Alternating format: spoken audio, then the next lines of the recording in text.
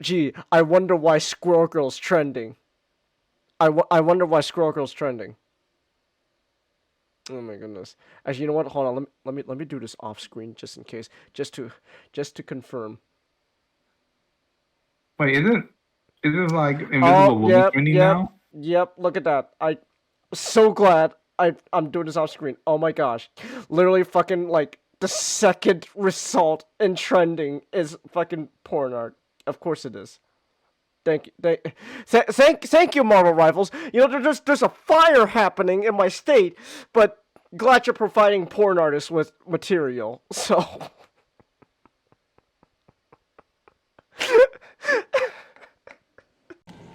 okay, open sesame. Oh my gosh, look at his cheeks. What is it with Kojima and making all his protagonists have big cheeks? Oh my gosh. Oh, what's happening with this guy? I'm gonna say Utah's the fodder, not just because of his like Is he visual. young enough? He seems like he looks like the youngest of the bunch. He looks like the youngest of the bunch. He's like the way they treat him and how he acts. He seems like the youngest of the bunch here, and just like the way he reacted when he saw the picture of Haruka, it's like oh. So like and plus like we don't know much about Yuta at the moment. Like Nagumo's got all the personality that like you know like, right off the bat, so like you love him like oh he's great. He starts off as you know kind of like knockoff Kuze, but then he ends up being his own guy, and now he's kind of being like Riki all over again. And I'm scared for his life, and I don't like that. I think so. I'm guessing it's Nagumo. This guy here with this guy here on the far left, no, unlikely. And oh, also you know what? Also this Yuta. Not only does he look young enough, he looks the most you know like pretty face of the bunch. He looks like the most pretty face of the bunch. So I'm gonna say Yuta's the dad. Oh, hello. You're a cute Mita. That's a cute devil Mita. Oh my god. Oh my gosh! It's Doom! Whoa! Bro! They got fucking Doom in this game! Yo! Oh my gosh! It's fucking Doom. Hell yeah. But shit, damn it, it's a semi-automatic gun though. Wait. Oh, but there's no glory kills though. Hold on.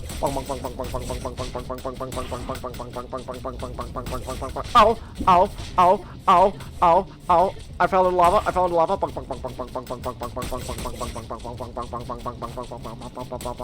There we go. Bro. Can your Mita run Doom? Oh my gosh, fat bits! Fatty fat cakes! Stay still! Fatty fat cakes, stay still! Ooh! Take your fucking Ozempic, you bastard! Oh my gosh. Okay, no arms. Where is he? You stop taking Lizzo. Thunder! Okay, let your baby go away. Thunder! You know, if you want, I could do the scream. I could do the scream voice. Oh, I was supposed to get off. Now we're trapped in the middle of a railroad track. Thunder!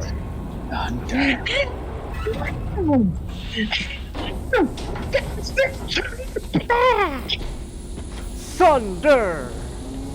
Mama wish, and I said, what could I do? Thunder!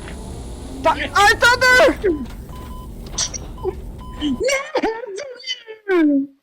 Oh my gosh. This is what happens. I'm singing Thunderstruck and look what happened. I died for singing Thunderstruck. Fighting Robotnik for you youngsters, understand? Mm-hmm. Good. Well, have fun. Sounds like I have an important meeting soon. Play nice and be home before dark. Bitch. The fuck you say to me? Nothing. That's right. You know what? No dinner for you. Great. I'm Nick. the way we're saying, the way we're just saying, coming about all this, I firmly believe this would be a real thing that would happen now. Tail sees food on table. Dinner twice a week? Oh my gosh! What week? He gets capped. Sonic, help! The guinea pig captured! The guinea pig tricked me! Oh, the guinea pig tricked me! Oh! Please! Please! Oh my gosh, I hate this so much. Oh, I'm gonna fucking kill myself. No shit, Nick, there's a lot. No shit, there's a lot. No fucking shit, there's a lot, Nick. Look at this shit. Look at this shit. Oh! Oh! Oh! Oh! Oh! Oh! Here, I'm the boss to surpass Big Boss himself. The boss to surpass Big Boss. Solid Snake. Solid Snake! No, that is not Solid Snake. Hey, he said the line! He said the thing! Yeah, he said the thing! That's not Solid Snake! I clapped! I clapped! Yes! Oh my gosh, you fucking... Whoa! Where did I get the extra points? Where did that come from? Where did that come from? So it is technically bullshit because the Tigers need to win no matter what. Like the Thunders need to win no matter what. What? Like, even if you are good at the game, you need to get your ass kicked before. Are you sure? Wow. Yeah, because like they have to show you like, man, you suck. Like yeah, it's quite really just pretty. Oh man, you guys suck. That's not sucking. That's literally 1 point away from winning. I know, but like here's gonna go. You guys suck. I need to go get better players. Huh? Wow. Okay. Oh. That's a lot.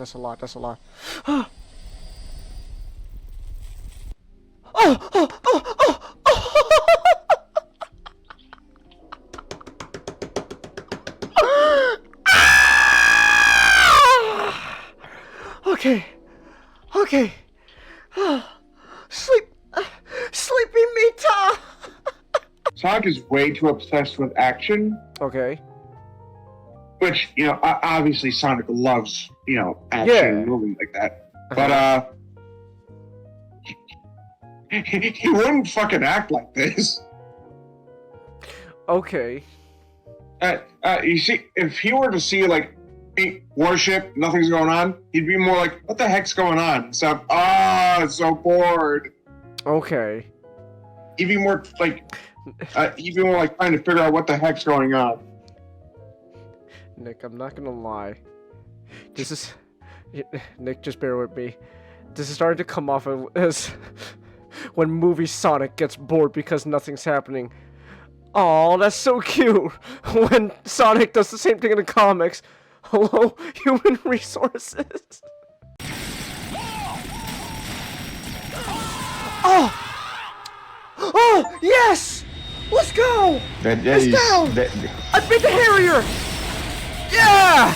Now you can't do 9/11, George Bush!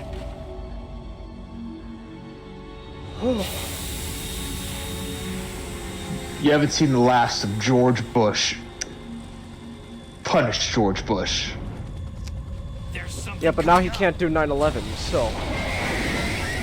Wait, no, but this takes place in 2005, so he already did 9/11. Oh!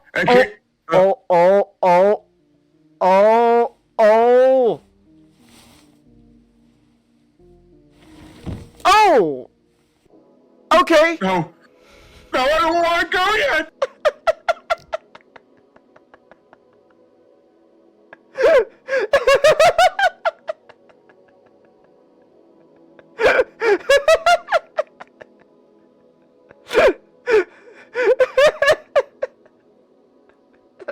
god. Oh my gosh.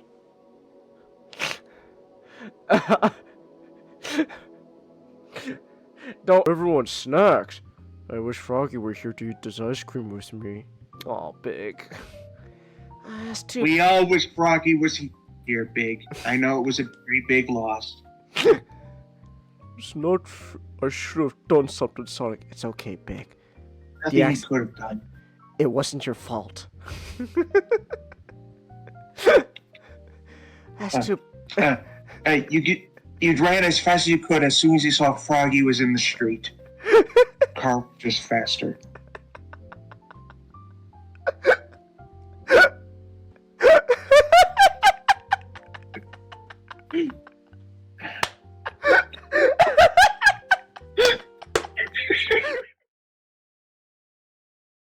Alright, here we go. Alright. Oh, hey, Ratson, what's up? Alright. Chelsea, Oh, yeah, I ordered my first real omnibus. Oh. The 90s Avengers Ooh. with Bizak and Perez. Oh, nice. That's cool. Yeah. Oh, he co-wrote the Inspector Gadget film with Matthew Broderick? I haven't heard good things. I remember the Inspector Gadget film. I actually remember liking it, but then again, I was like a kid when I saw it on like TV, so it's been a while. You know that's the thing. We should really get all together and rewatch the Inspector Gadget film. Exactly. Audio's Holy good, shit! Wait, Chelsea. that reminds me. All right. That reminds me. Hmm. How's our Quantumania budget going? So far, no one has paid for us to suffer. So. Good.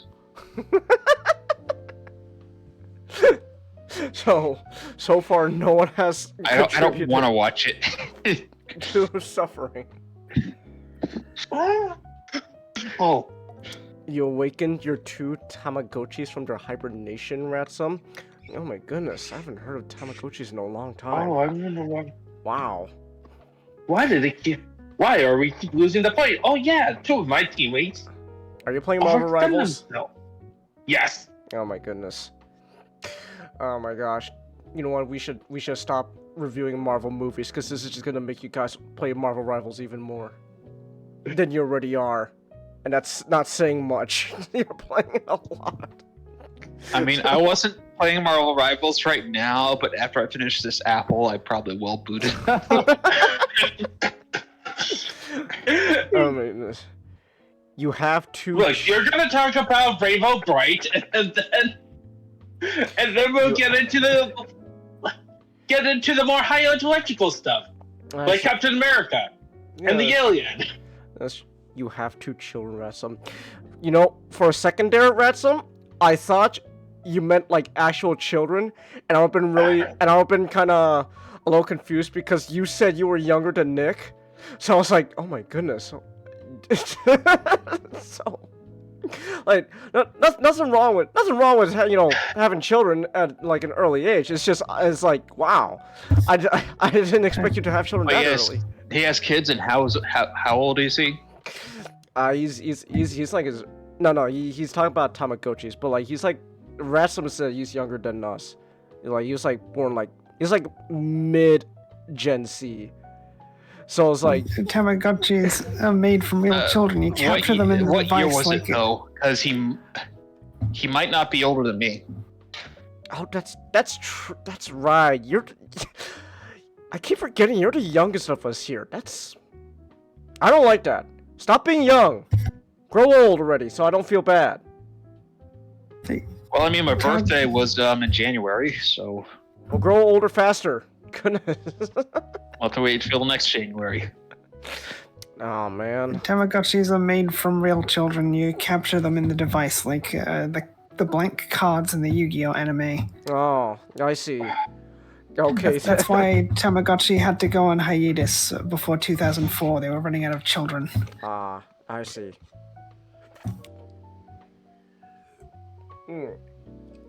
Alright. How old are we? I said I'm like 25, turning 26 this year. I don't like that. At all. I hate it. So, 23. yeah, you're like 2 years younger. Grow older. Hurry up. Goodness gracious. Over 2 years. I don't care. Grow older. Goodness gracious. I don't like this. I don't like being old. Alright? I'm not looking forward to 30 at all. So, yeah. I got 7 years. Oh, good for you, I guess. Oh well. Anyways, what was I say? We got some stuff to talk SCD, about. how old are you? Yeah, how old are these? I'm curious. 26. 26? Okay. Oh my goodness, I'm catching up to you this month. I hate it. I hate it so much. It's actually younger than I expected. I Congrats. actually did Thank think you. you were a bit older, not gonna lie. But I didn't think you were like 30 or something. So And the Back in, like- worst part about getting older for me is as I get older, so does my brother, which means I have to live in the house with then. And my brother is a loser, so what happened the to older he gets, like trying to move to Canada That's and awful. shit? What happened to that? he hasn't. Well, a long time ago, Uh-huh. he and his girlfriend said they were going to organize a time. They're going to talk about organizing a time to talk about it. Uh-huh. And that was a long time ago now. And she came over in January or February. And then when she was here, they finally talked about talking about it. So they haven't decided yet. I Okay. wonder if his girlfriend is also a goober. Yeah, getting older. My brother also gets older, and he's a loser. Like really doesn't want to do anything with his life, kind of loser, and it's very annoying. He's like, I want to go back to university. I was like, what do you mean when you go back to university? Go back to university now. if you're gonna move to a different country, you need to have some form of Skill. education. Yeah, because a lot of Western countries aren't just gonna let you come in because you want to come in. Like you have to offer something. Well, he can sign up for the military. To be fair, SGD, this is Canada. Have you seen the people they let in? You know what they should Well, let they're him in the military. working on Canada at the getting moment. rid of some of them. Canada at the moment is kind of going through its own issues. Like, look, not to get too political, but everyone at the moment is kind of going through their own issues at the moment, and you know when you look at it now, currently, it doesn't look that great for everyone. So Yeah, like, as my problem with my brother being let into Canada is he's too aggressive, and Canadians are very polite, and he cares too much about native peoples, which Canadians do not like the native peoples. oh my goodness, okay then. But Changus, Canada has the Highway of Tears, Changus. The highway of Tears. Hold on. Wait, highway? Wait. The Highway of Tears. Eat Yeah. your heart out, Andrew Jackson. Oh my gosh. Hold on. Native. How bad was it to be Hold called on. the highway? Wait. Okay, so it's called the Highway of Tears because native women regularly go hitchhiking there and disappear, Oh my and the authorities gosh. don't do anything. The authorities don't do anything about it. Oh. The Highway of Tears Oh. is a 719 kilometer, or for the superior Americans, 447 miles, corridor of Highway 16 between Prince George and Prince Rupert in British Columbia. I'm sorry, you have like Like, cities I'm named not after saying your yeah. royalty. All right. I'm not saying the Royal Canadian Mounted Police are racist. I'm just saying they really don't like doing their jobs, especially if natives are involved. There are disproportionately high number of Indigenous women on the list of victims, hence the association with the missing and murdered Indigenous woman movement. There's a movement. Oh my goodness. proposed explanations for 3 long years' endurance of the crimes and the limited progress in identifying culprits include poverty, drug abuse, domestic violence, disconnection with traditional culture, and disruption of the family unit through the foster care system. Let's go! Foster care system! Yes! Doesn't matter where you are, the foster care system is fucking trash! And Canadian Indian residential school system. Poverty in particular leads to low rates of vehicle ownership and mobility. Thus, hitchhiking is the only way for many to travel vast distances to see family or go to work, school, or seek medical treatment. Holy shit, that is terrible. The lack of public transportation. Wait, you're telling me all those taxpayer monies going on in Canada doesn't go to public transportation? I don't know why we're shitting on Canada. We have so much in common. Angus, Why do you realize that why are we shitting on Canada? We have so much in common. Our taxpayer money not going towards public transportation and the roads and shit? Let's go! We have so much in common! Angus, do you know the size of I know. the most undeveloped parts compared to the developed parts of Canada? I know. Canada's got like Canada's like all like the developed parts of Canada are like all like bunched up together, and then the rest of the land is just whatever. So I'm aware. I'm aware. So, but I just find it funny. It's like, oh, let's go. We have so much in common. Yes, both of our taxpayer monies are not going to use. Woohoo! I'll make fun of other countries, like France, as a joke. But when I make fun of Canada, it's not as a joke. I don't like Canada. Another factor leading to unsolved disappearance is that the area is largely isolated and remote, which is, yeah, we just said that. Soft soil in many areas makes burial easier, and carnivorous scavengers often carry away human remains. Oh my gosh. That's... jeez. Much of a highway before last year in December, much of the highway had no cellular telephone service. Wow. And there's some terrible stories from Canada. Like, this woman went she went someplace with a woman she met, and disappeared. And what happened? They called off the search because an anonymous call said she was still alive. Oh my god. And she was found dead a few weeks later. Oh. And there was this guy who went camping, and like he was kind of a survivalist, so he'd go out camping for a few weeks by himself. And it's supposed to be went out for 3 weeks, and a guy was supposed to come and pick him up after 3 weeks. When the guy showed up, he wasn't there. So people went looking for him, found his camp had only been used for like a day. The Royal Canadian Mounted Police came, took a look, like he had prepared a meal he hadn't eaten, and thought, oh, he must have hitchhiked and gone home. No one heard from him for 3 weeks. So his friends came and looked around the camp, saw his boat was missing, found the boat on the opposite side of a lake, and then found him dead by the boat. Oh. That's how incompetent the Royal Canadian Police are. Wonderful. Beautiful. Oh my gosh, Wikipedia's got a whole list of victims. Holy shit. Oh my gosh. This stuff has been happening since like the 70s. Oh my gosh. This has been happening since the 70s. Oh my goodness. This is a huge ass list. Oh my gosh. Whoa.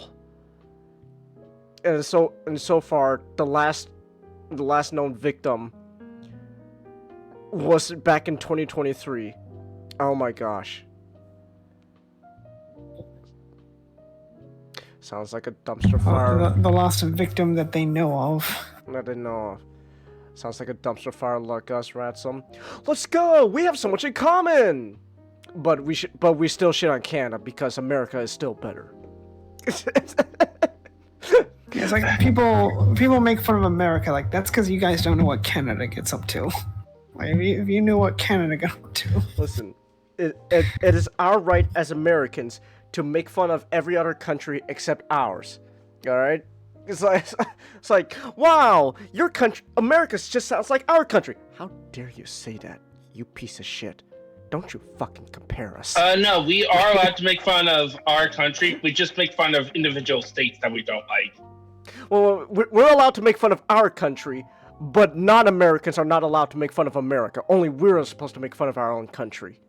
Those bastards. You Americans love fried chicken, so do we. Don't compare us to you. Don't you dare compare us.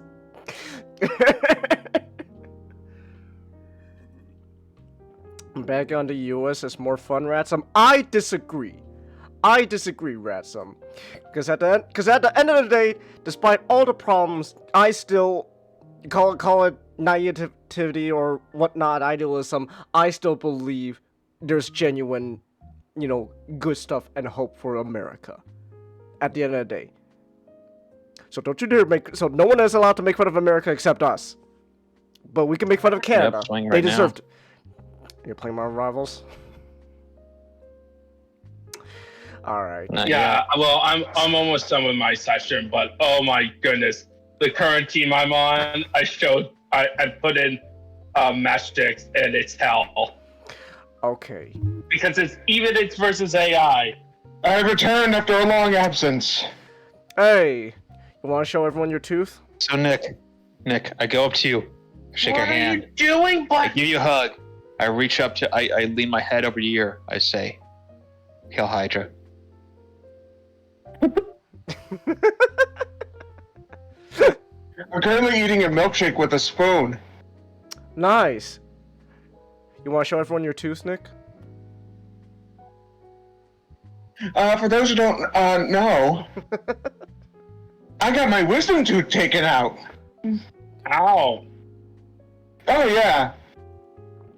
And apparently It was bad. It caused me a couple sleepless nights, and I'm just said, it's out. I'm getting it out.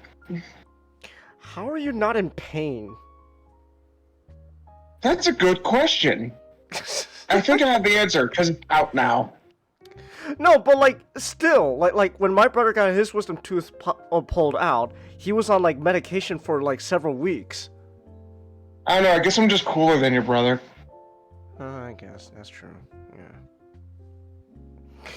Anyway. So here's a story. Oh, I'm taking another bite of my milkshake. All right.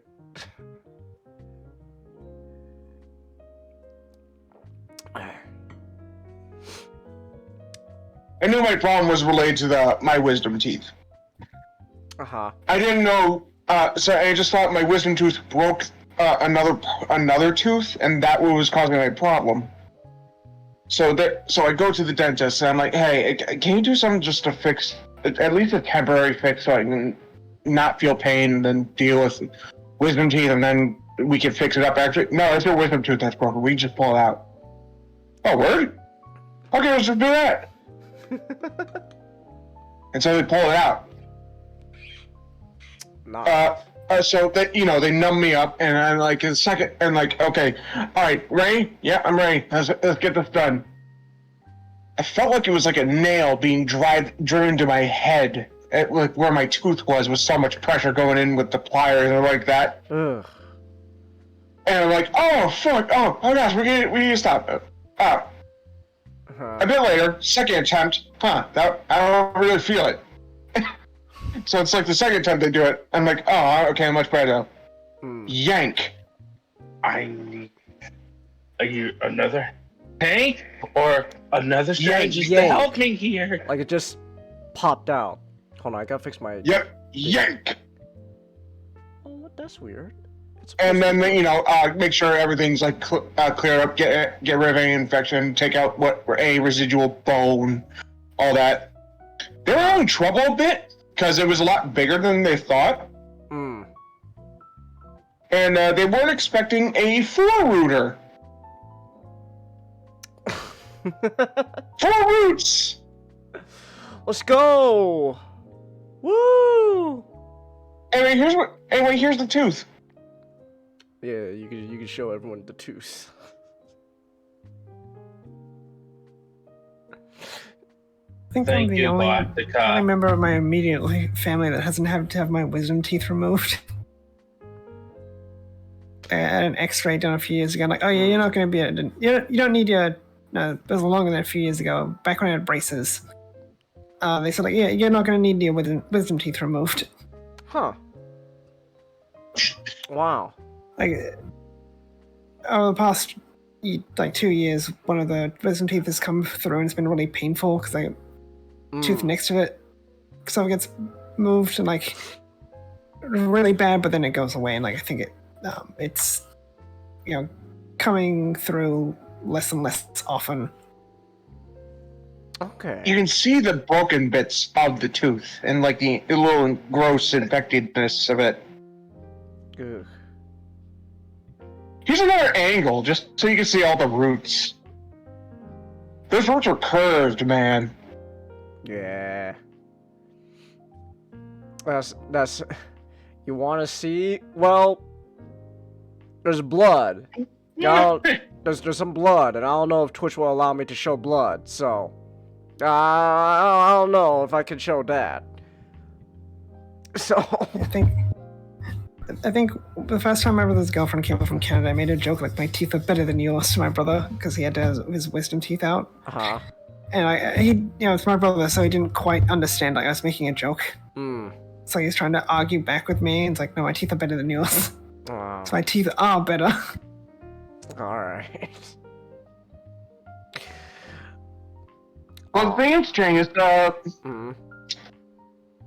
I mean, you streamed Doom. Huh. Well, no, but like, that's video game violence. Like we're like this is like actual like real blood. So like I don't know. Like, And my team lost damn. because most of my team decided to be. Everyone except for me decided to be damage dealers for most of the match. I mean, okay, here. What I can do is, I can put this up on stream for like one of the pictures for like 1 second. All right, here we go. Get a good look, everyone. Right. This is only your chance you get. There we go. there you go. You saw it. Bye bye, guys. We're gonna get kicked out now. No. There we go. You saw it? It was like for like 1 second. There you go. Alright. Yeah. So. I wasn't that bad, Ratsum. Yeah, but still like blood and shit, so. I don't know. Ransom says, yeah, Americans can bag on themselves, but if everyone else does it, they get patriotic. Which reminds me of reading about the Spanish. The Spanish really hate Spain, but don't you dare talk bad about Spain to the Spanish.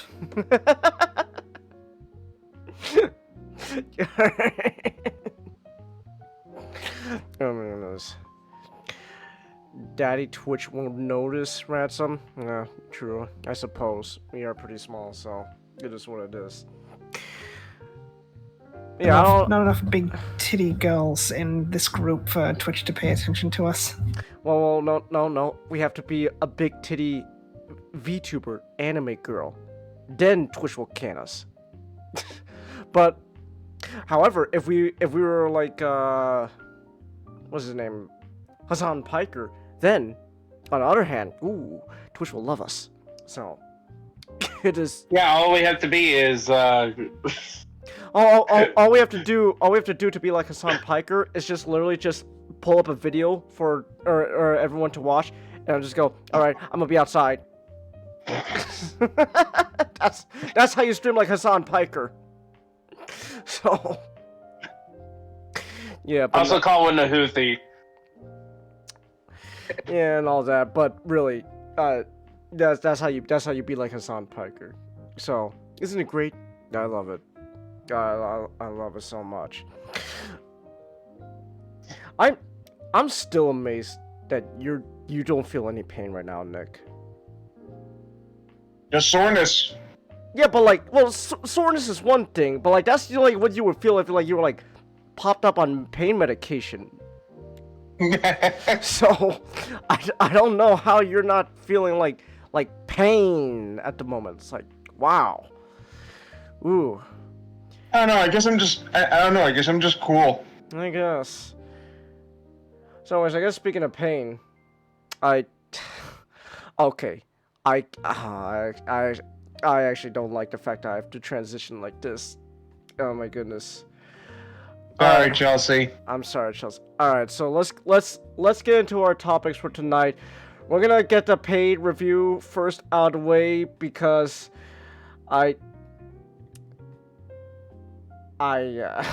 Here's what I'll say about it. yeah. Boring. Yeah, it's kind of boring. Which really sucks. It really sucks because I was gonna give this a chance and all that. I give everything a chance, but yay, Rainbow Brite, Chelsea. I'm sorry, Chelsea. I'm sorry, Chelsea. I didn't really quite enjoy this at all. I'm sorry. Wait, hold on real quick. I forgot to mention. Here we go. Bam. So this was a paid review from Chelsea. So we're just a reminder, we're doing paid reviews and all that. You could, do it with like stream elements and all that stuff. So this is a paid review by Chelsea. She wanted us to watch Rainbow Brite and the Star Stealer, and well, I think here's what I'll say about Rainbow Brite. All right. This was clearly like a show meant to market merchandise and dolls and all that. Because it was like the 80s. Reagan just said that we're allowed to advertise toys and all that to children through our television shows. Thanks, Reagan, by the way.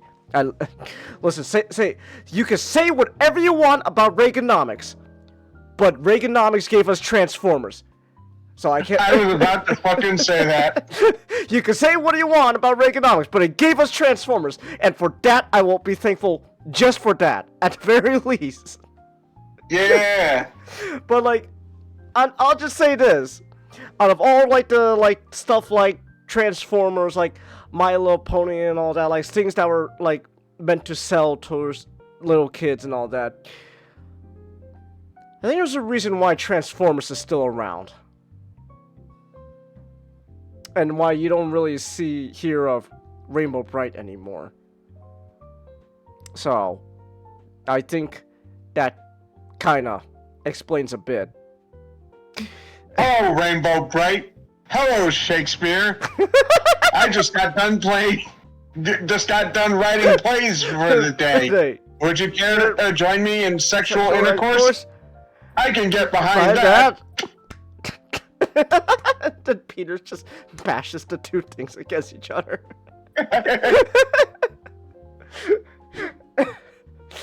It was basically an ad ransom. That's what all those shows were. I love Transformers, the original G1 series, and I say this with absolute love and admiration for it. It was a toy commercial. Absolutely. 100% a toy commercial. And I love it for that. Maybe Rainbow Brite is just like something that was just like not meant for me, because this was meant for like little girls and stuff. But like, I don't know. My Little Pony managed to escape obscurity for a bit, especially with one specific series. I don't really know what My Little Pony's up to nowadays, but like. But anyway, so Rainbow Brite and the Star Stealer, right? So this was a movie, a theatrical feature-length film that was in 1985. They beat Transformers to the big screen by one ear, and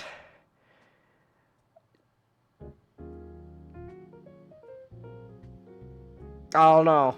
That's kind of I don't really know what else to say. It's kind of just exists. It just exists. I went into this as far as we knew, like we didn't have to know anything about like Rainbow Brite and all that going into this when watching this movie. I don't know if I even knew what it was ahead of time, it would really help. And it's kind of a shame. I kind of picked up on things, but then it kind of just felt like they were just throwing stuff in. I'll say this. This is honestly, I think, the best way I can describe Rainbow Brite. There was legit a point halfway through the movie where I fell asleep, and I legit didn't even realize I fell asleep.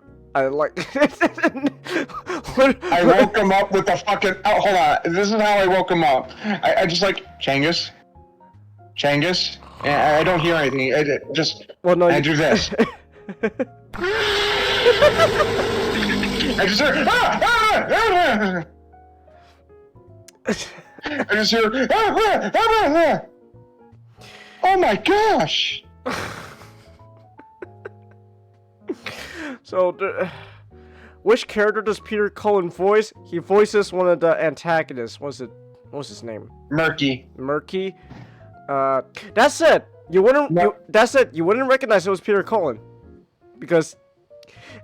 Okay. Love Peter Cullen. I love him so much. That said, it is really interesting how after Transformers, Peter Cullen just found a voice, and everyone ever since then, including Peter himself, was like, okay, Peter, just use that voice that you did for Optimus. Use this voice. Yeah, use that voice, Peter. Like Okay. Like I don't know. I haven't seen Invincible, but like I know there's a character. I saw a clip from Invincible, and like there's a character just straight up. Yeah. Optimus Prime.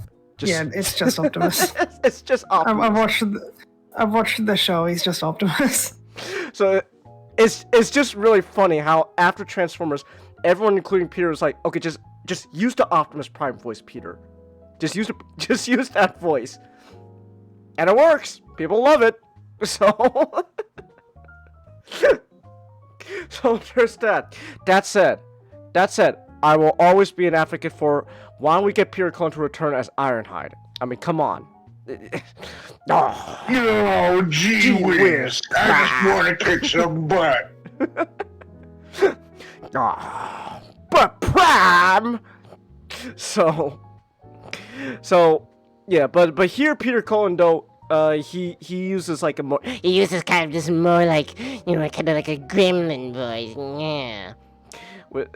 So that's murky. He was also apparently Peter was also apparently like a bunch of other background characters, but like you couldn't tell. He was also the horse. not the fucking rainbow horse that the main girl used. Like she was like the Peter was like the what's that? You know the horse for like the like girl who was like controlling like winter and shit, Nick? Yeah.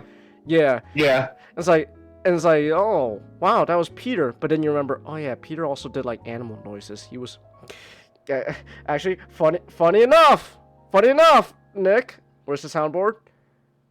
There we go. Yeah, that's my boy Peter. I woke him up with Peter Cullen. Yeah, the Predator is Peter Cullen. He was also King Kong. So that's cool. But yeah. So gosh, I don't even know what even the premise of this movie was. Like the movie also just kind of has a problem where like the premise is basically just event happens. All right, we're moving on to the next event. It's and then this happened, and then this happens, and then this happens, and then that's the movie. Nick. I think then storytelling. Nick, I think my experience with Rainbow Brite is literally just Brian describing the Blair Witch Project. It's like okay, they're walking. They're still walking. Something about a witch. I walk in. Movie's over. So, yeah. Happy you enjoyed the movie. If it makes me sleepy, Chelsea.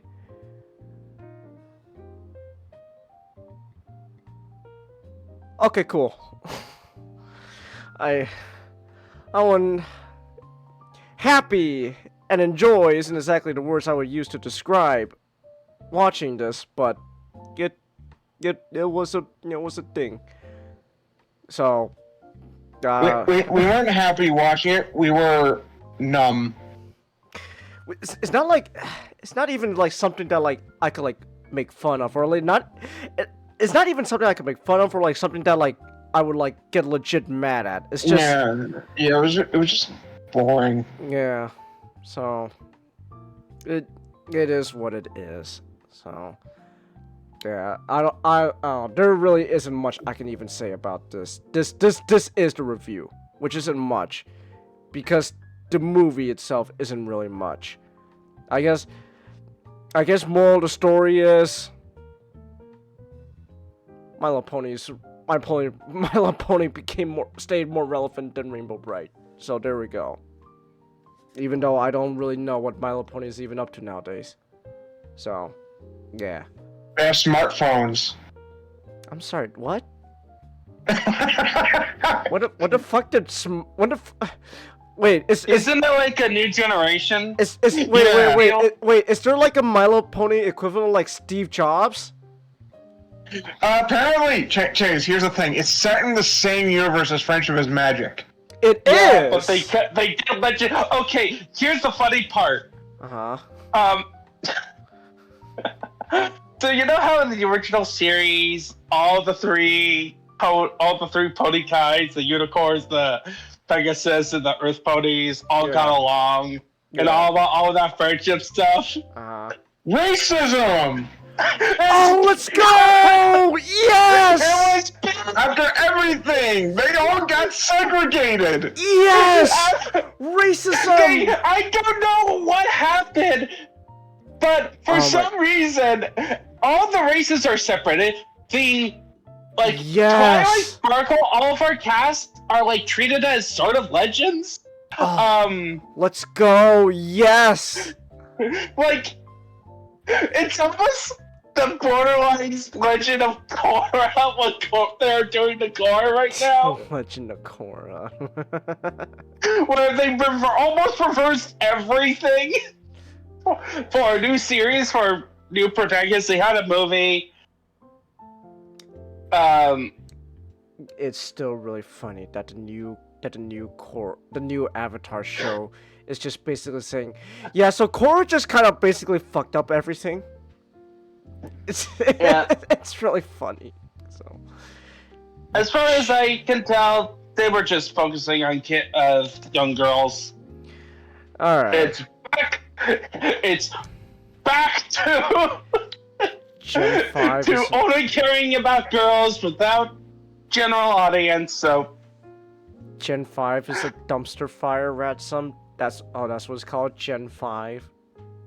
Yeah, because Friendship is Magic is Gen 4. You know what My Little Pony needs? My Little Pony needs its own Unicron trilogy. That's what it needs. have their own Unicron trilogy. Then, so what? You want to turn My Little Pony into Sailor Moon? Sure, why not?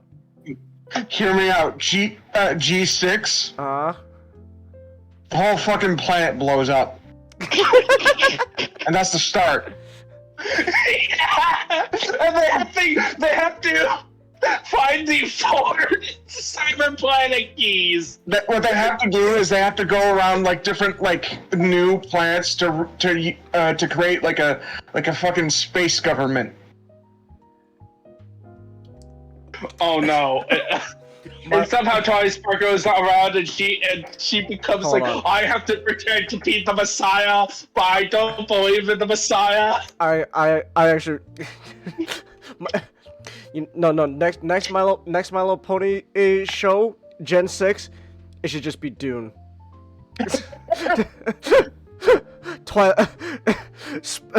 The whole point is it's like I am the descendant of Twilight Sparkle. I am the son of Twilight Sparkle, Duke of Equestria. I am the voice from the outer heavens. The Hear me out. Hear me out. Hear me out. Series finale. Someone lands on the planet. It's fucking Galvatron. Turns out they were in the same universe this whole time. Nick, it's season 3 G1 Galvatron, so it's just batshit crazy Galvatron. What type of horrid planet is this? Changus, the reason the planet looks that way is because because of when Galvatron landed, that's what fucked up that place. Yes, exactly. Nothing mattered. Nothing mattered. Oh my goodness. I don't know why. Good plans to watch more Monster High. That was fun. Oh my gosh, yes, Monster High. If you know what, real quick, that's the better moral of the end of the day when it comes to Rainbow Brite. If you want like good entertainment about like little girls' dolls, there's Monster High. Go watch Monster High. Monster High is fun. And it's also about racism. It is! It also is about racism! And I love it. And I love it so much for it. Also, we stand Abby Bominal in this podcast. Exactly. She's best girl. Nick, literally, as soon as she became everyone's friends, all the problems got solved so quickly because she's the only one with actual fucking common sense. Yes! I love her. Oh my goodness. So yeah. And then Shadow from Sonic appears. Man, if there was a Sonic and Transformers crossover. Oh wait. Anyways, yeah. So, anyways, that's it for Rainbow Brite. It's quite clear that there's a reason why Rainbow Brite doesn't really have that much of a lasting impact upon people. But you know what does have a lasting impact, though? Hold on, I want to say this. $10 and we'll watch another Monster High if someone recommends it. I really would not mind that. Sure, why not? Actually, you know what? Speaking of monsters, I know there is no monsters. The only monsters are the humans who are fighting in the Illiad. Man, how do you know? Achilles is a horrible person and he is a monster. Wait, no one should take as much damage as he does except getting hit by a heel. Man, get hit in the heel, you know what I mean. But the funny thing is, they rarely describe it. Okay, so the actual poem. They don't ever really describe his death, yeah. No, well, they don't describe his death, and they don't really describe much injuries. Like, the toughest time Achilles had was finding a river god. Yes, that happened. That was fun. Okay. He needed the gods to help him out. But anyway, so the Illiad. I finally, was kind of lifelong bucket list works that I wanted to read. I did the Odyssey back in high school, and I'm planning on doing it. And so I decided to read the Illiad, especially Epic the musical helped. Yes. I have to wait for Homer's. I have to wait for Homer's next big project for monsters. Man. Yeah. Well, so the thing about Homer, the interesting, nobody knows if he's an actual person or is just a tradition that got written down. So, like, in terms of the historical value, so the Illiad is actually used a lot. Okay. For historical analysis. but it's not like a perfect copy because the comp warfare, there is some warfare that people deem to be Bronze Age, but then there's others that's clearly Iron Age. Mm. And the difference is that Iron Age is closer to what we think of hoplite warfare. Okay. Yeah, you and your buddies rank up into a line, shield wall, moving forward, even though right now that is being technically put into question in terms of classical period. Mm. But that's a can of worms. So, for those who don't know what the Illiad covers, the story begins with a plague in the camp. This is the 10-year mark of. So there are references to the beginning of the war, but we cut to the end part of the war. Have the Trojans gifted a horse yet? No, the horse has not been given at all in this story. Oh, okay. It's a thing that is mentioned in the Odyssey. Mm. That's great, Ninjato. I'm gonna be outside. But so here's the thing about with the story of the Trojan War that makes in the Otis in the Odyssey. A lot of the events that we know happen in the Trojan War story is not necessarily recorded in both the Iliad and the Odyssey. Oh, okay. But they kind of exist with other stuff like plays. There's actually there's actually other epic poems that we only have scant information on of existence that may have also been passed down. There's one about Achilles and an Amazon queen, not I can't remember her name. It's not Hippolyta. It's the other one. Let me just Achilles and Amazon. Penthesilea. Huh. Of course, it's a Greek name. Penthesilea? Yeah, Penthesilea. So, okay. It's another part, but so there's like technically a whole cycle that only Iliad and Odyssey we actually have a full copy on, and early copies, some of them it's like most likely it's like way after the original works. Okay. But anyway, so what the Iliad covers, it starts with Apollo punishing the Greeks who were camp outside for sacking one of his temples and taking the daughter of the high priest. And they giving that daughter to Agamemnon as a slave. Achilles is part of the faction that is like, hey, you need to give this priest pass to appease Apollo. Agamemnon, who is a big jerk, Agamemnon, that guy is just an asshole. Let's go. And he's like the king of Mycenae, which is in this period and in the tale, he's the top guy. Right? He's the king of the king of the Greeks. And his brother is Menelaus, who's the husband of Helen. So you could say that it's both a wife dispute, but also a power play type deal. Okay. So he decided to, as additional power play, to take by Illiad. I hope I got said it right now. Greek names are hard.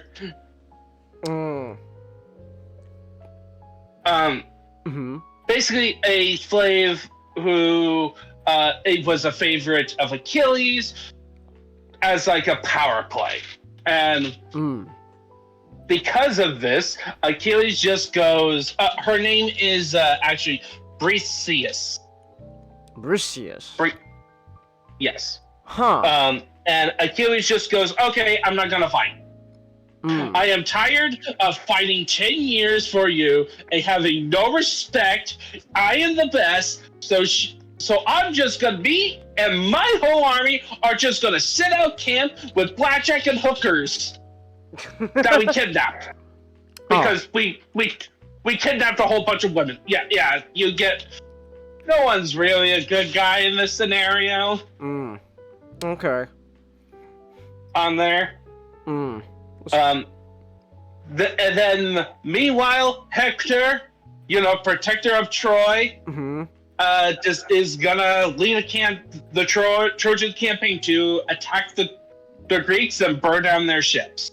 And then meanwhile, Achilles' mom, Thetis, who is a water nymph and is very respected among the gods, and it's her wedding that caused the whole thing. So, thank you, Eris. So that happened. So she basically asked Zeus to be on Achilles' side of the whole argument. So Zeus is basically battling Juno, Minerva, Neptune. Oh yeah, by the way, this is all in the Roman names. Oh, okay. If you know. Because because it's only in Rome. Those filthy Latins. Those filthy. Damn Latin speakers! Don't you know it's a dead language? Yeah, Odysseus is Ulysses on this version.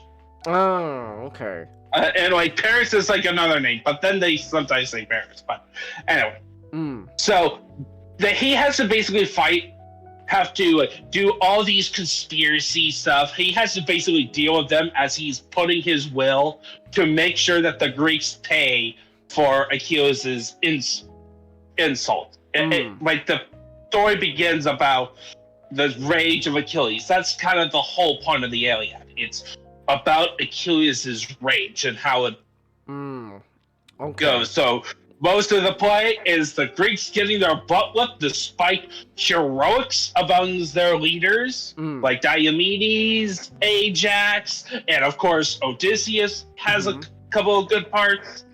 And Menelaus, my boy, I'm on team. Menelaus is a poor guy.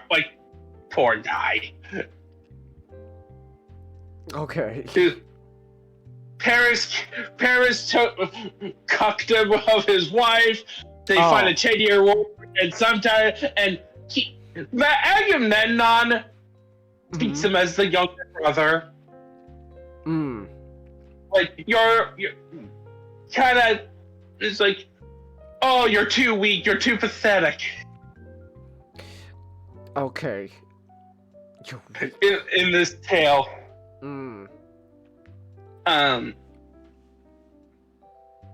But essentially, and then of course, during the latter part of the book, starting from book 16 onwards, we get Patroclus getting killed and Achilles going on a huge rampage.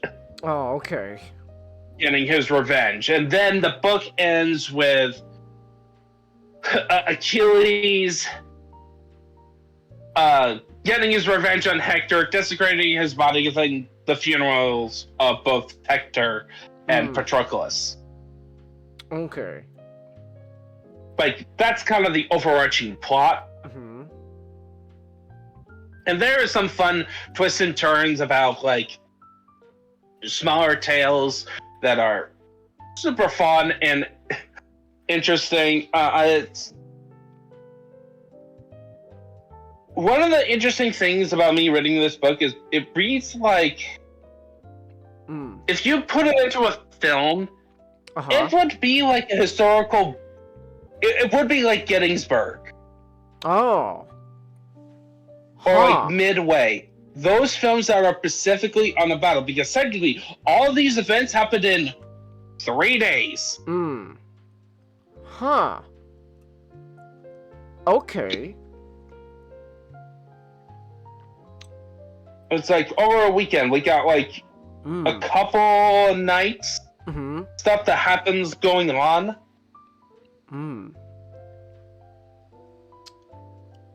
Yeah, and then there's some fun god shenanigans. Like in this one, this is one where the gods themselves kind of get into the fray a bit.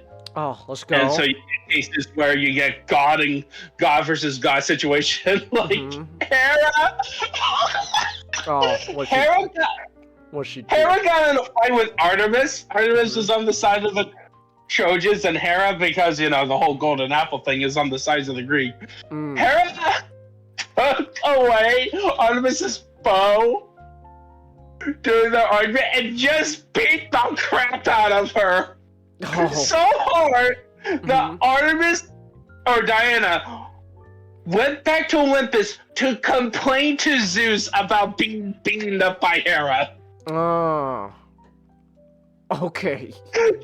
She got spanked hard. Meanwhile, Poseidon and Apollo is like, we shouldn't really fight just because of all the human casualties in our fight. And Poseidon is like, yeah, let's just do that. Yeah, I respect you for that. Okay. And then there's Zeus is like, yes, I am scheming against the Greeks. And then, ooh, what is Hera doing? Man, she looks very hot today. Ooh, so time to seduce her. So once again, everything just comes back to Zeus not keeping it in his pants.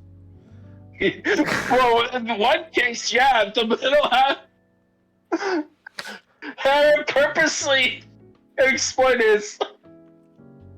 Alright. We know Zeus can't keep it in his pants, so we're gonna use that to our advantage. Oh, hold up, wait a minute. You look different today. I might. Ooh.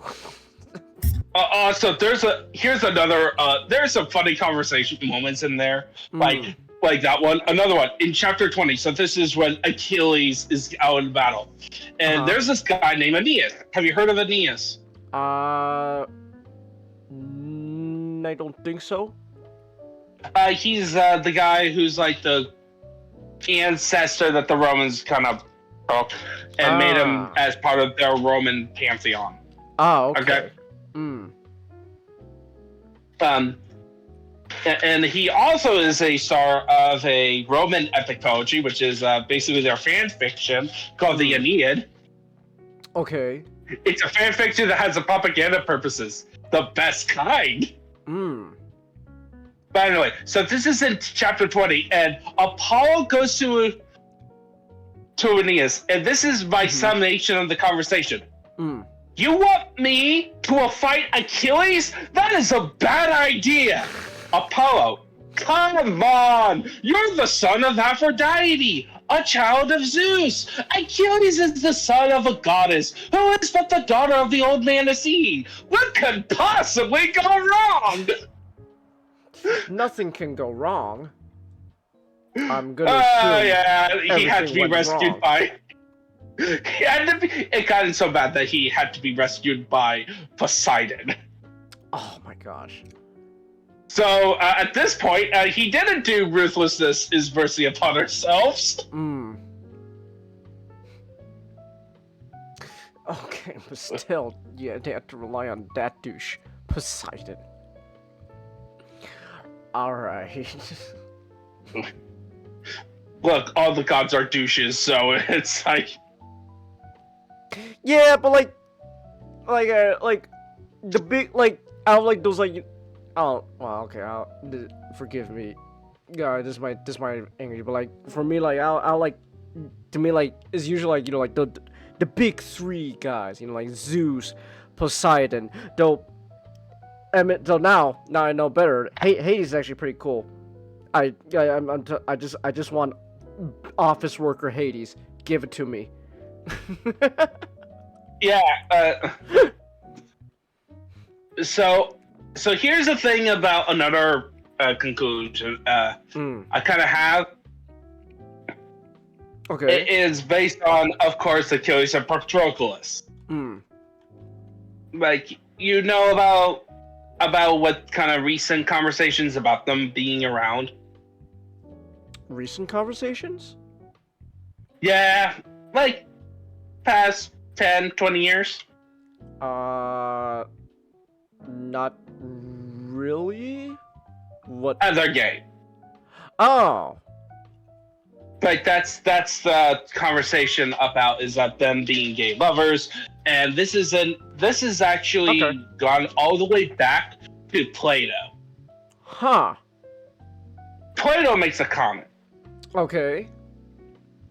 SGD, you're about to say something? Most Greek heroes were, into men because it was seen as a manly thing to be on top. Like Hercules had a lot of lovers. Well, here's the thing about that. This is my actually conclusion based on actually reading the Illiad. Okay. And by the way, Xenophon, which is a generation later, also replied back to Socrates. I was like, Uh-huh. no, they weren't. Oh. So it was just a debate. Okay. Based on the evidence, Achilles is straight. Oh, okay. Because he had women to be serving as his company at night. Ah. We had an explicit reference. So- And the main evidence, there's like two major evidence that people talk about that I heard of about is the emotion of his rage of Patroclus' death affects him. Okay. And a moment where he says he mixes his ashes with Patroclus' ashes. Here's the thing about that latter point. Okay. Patroclus as a ghost asks for that.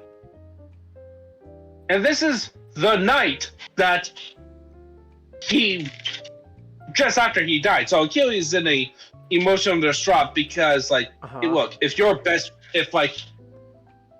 I assume you and Nick are very close as friends. Yeah. Just imagine he dies and it's partially your fault. Oh, that would suck. And that would really suck. Damn.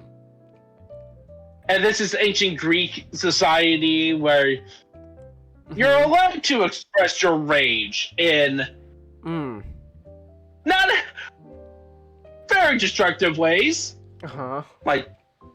He killed a whole bunch of people and then sacrificed 12 dudes.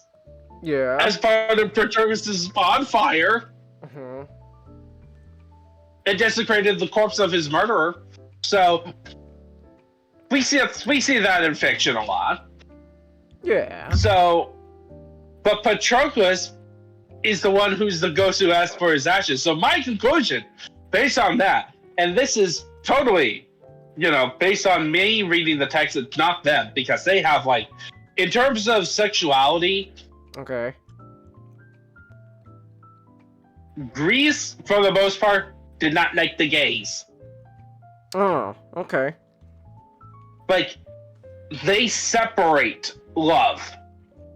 In their language, so our language, love is one word, which encompasses of both a brotherly, familial, comrades in arms, friendship, and romantic, and sexual. Yeah. All those are separated. In Greek language. Okay. And a specific relationship, which is also what Patroclus and Achilles would be, is I can't remember the name. There's two words. Pederasty, I think, or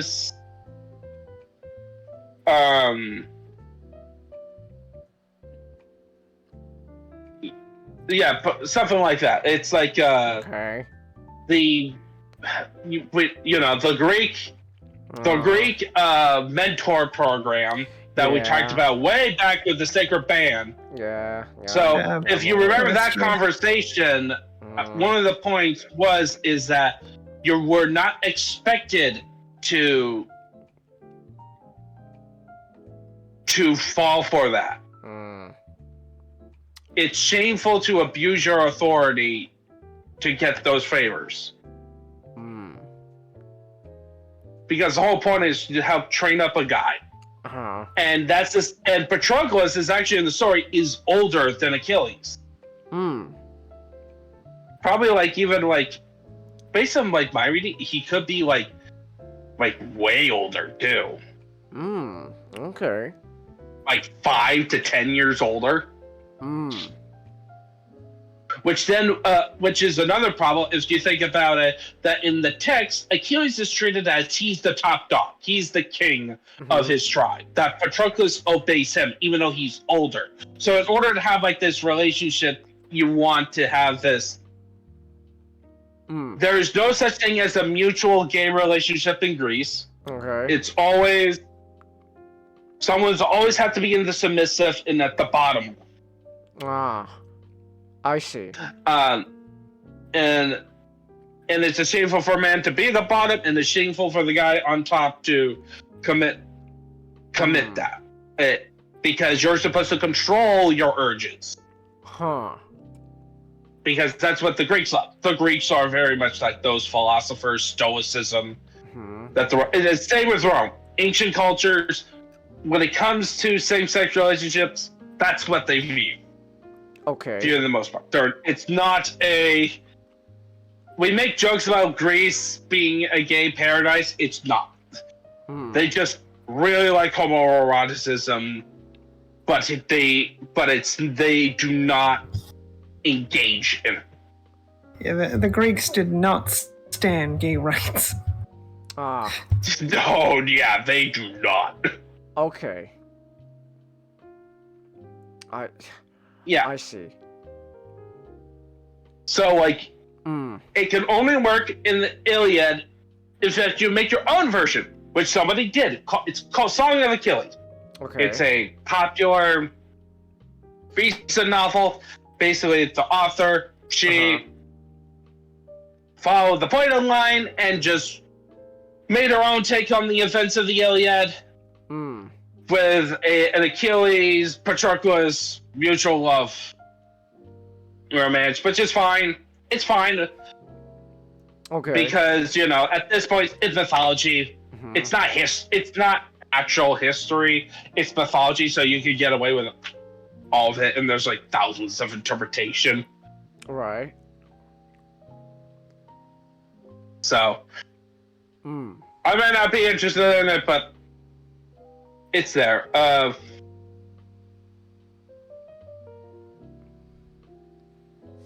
Okay.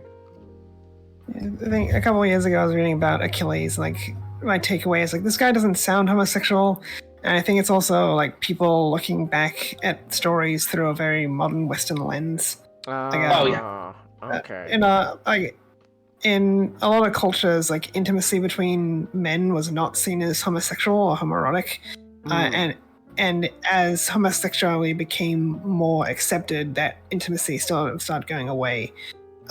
And even in countries nowadays where homosexuality is not approved upon, there is still that intimacy between men. Middle Eastern cultures, a lot of men will hold hands because it's not a homosexual act, because homosexuality. You're not actually doing it. Okay.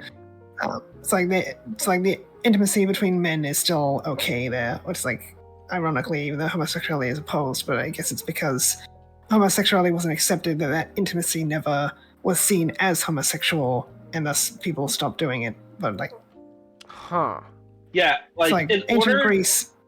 It's a lot of ancient cultures. It's fine to do these intimate things because it's completely normal. But so the only way not people romantic. sorry. Wait, you can say something, SGD? Now just finishing up. It's back then it was normal and non-romantic to have that level of intimacy. But through a modern lens, we perceive intimacy as solely being romantic. Okay. What were you saying, John? The only I would just say the only thing that can convince me about that is if somebody is original language, right? Okay. An understanding of going into like the original text of the available text that we have, and then do the multiple interpretation. Like, you have to convince me of that level in order for me to consider. Oh, okay, it was part of the original. Somebody edited in, which can happen in Scrabble tradition. And Reku, the Illiad being hard. In terms of readability, it definitely gets you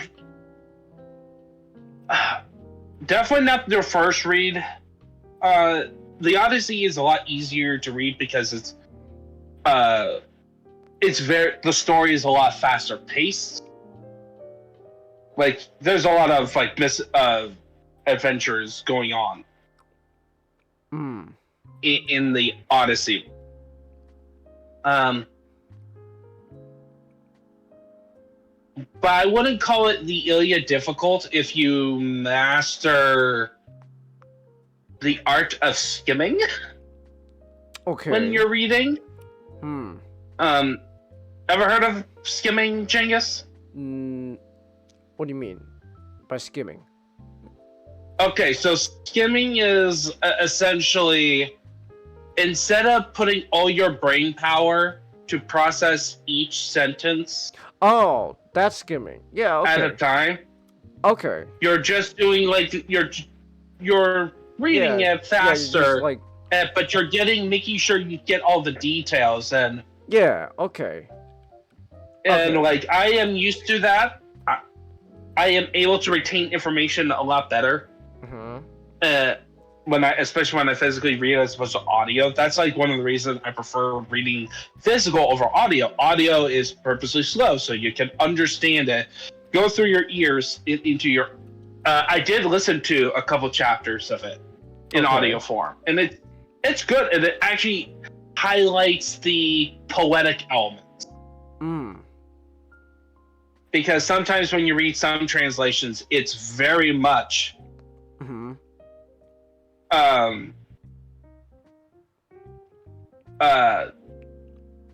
Just like a prose. While when you listen to it, you understand, oh, this is epic poetry. Like it's like, oh, there. And okay, now I understand that, you mean it's cool. Yeah, the Illiad is super cool. The only other comment I think about is, I don't know how George, the guy who did Epic the Musical, can do the Illiad, especially with the way he sets up Epic. Like, how is he gonna set up Poseidon, who is very much ruthlessness is mercy upon ourselves, to be telling Achilles, don't kill Aeneas. Okay.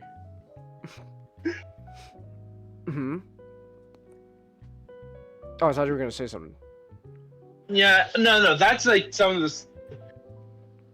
Lastly, I highly recommend you to either listen to it or read it. On that, it is public domain, so there's probably you can find on YouTube that it's on Audible. You can find a copy very easily. Like, okay.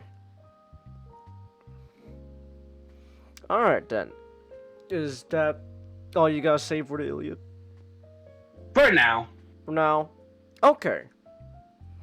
Alright then.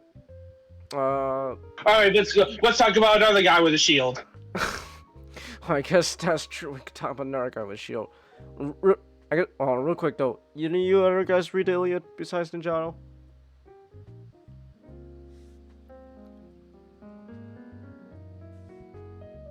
Okay. Mashtek, are you there? I'm gonna take that silence as a no. Alright then. Mashtek, are you there? Uh-oh. Hold up.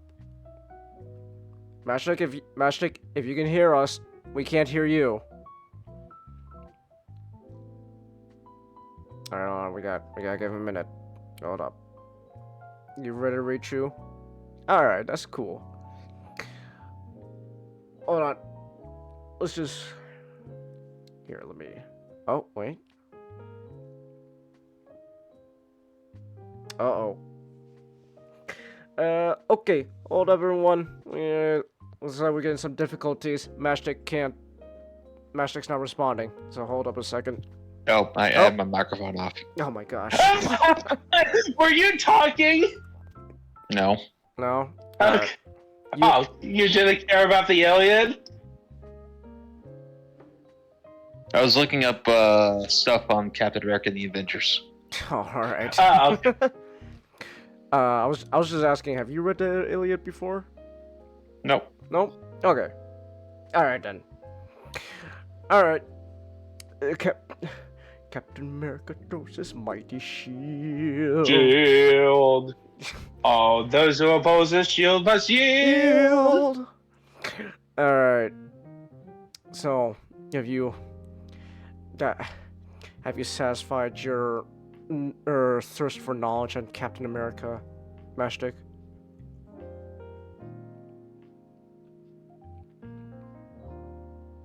I think it's busy reading again. Hold up. No, I'm trying to Oh, articulate it. For now. for now. Okay. Alright then. Anyway, so Captain America, huh? The first Avenger. What'd you think of it? Yep. Very good. Yeah, it's really good. So it is just the classic Captain America story. Mm. You know, not like all these movies are doing, aside from maybe Thor, Uh-huh. even Thor, are all just doing the classic character stuff. There's not too much out of the box that they're really doing, which is good because it's a classic story. Oh, it's Captain America, you know, skinny little Rogers, rejected from everywhere for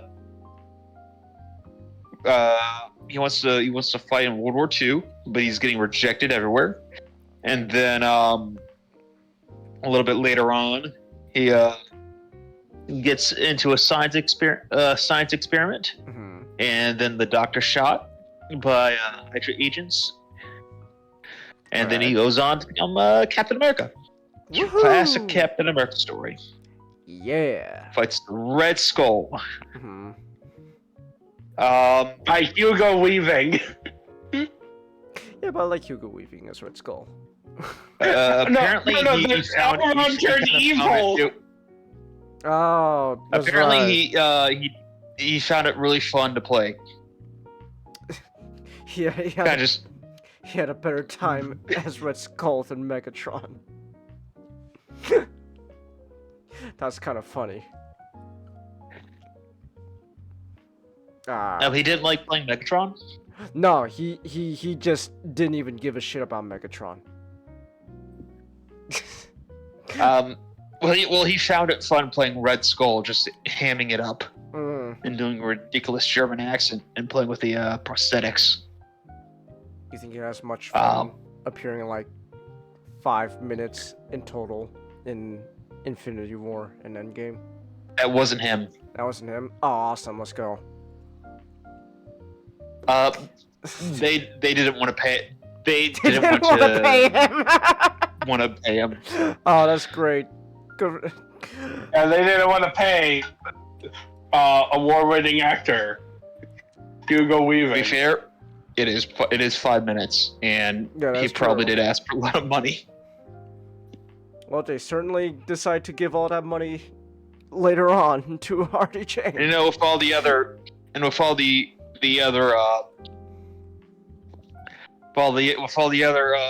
costs for that movie, I wouldn't blame him. I guess. But, mhm. But it is just a bit. So after that, it is just a classic World War II movie, with Captain America fighting Hydra. Yeah. See here.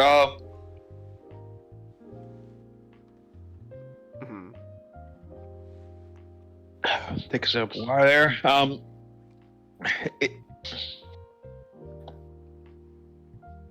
The vibes. It is just a very fun movie. It has that vibes of the '40s done very well. I am back. Have we gotten to the point where Steve offers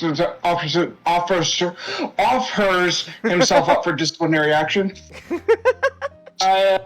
No, we were just we were sort of. Magic just went over he does you. do that. He actually does do that in the movie. He does do that. I know that. So,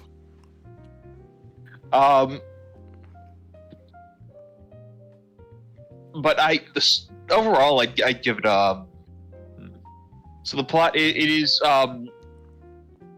classic Captain America. yeah. Cap himself, it is just the arc of him is basically him trying to overcome his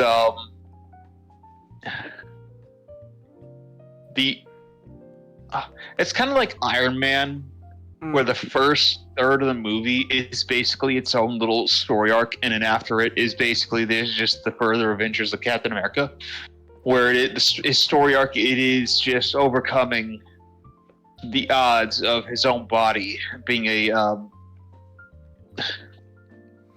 skinny little asthmatic. Well, I mean, Which the CGI done on him was great. yeah. Um, They just got a shorter actor to just come in, and they just slapped his face on top of it. you know the scene in the bar? Mm. The bartender was the guy who played little Captain America. Oh, that's cool. Nice. Yeah. But it is just overcoming the obstacle of his own body to prove himself to Well, I think. Einstein and pardon? Well, there is that, but it's also kind of just overcoming everyone's just view of him, like True. everyone. I mean, even thought even so after little. that, Yeah, even after he does have to deal with that with the with going on the stage tour. Uh-huh.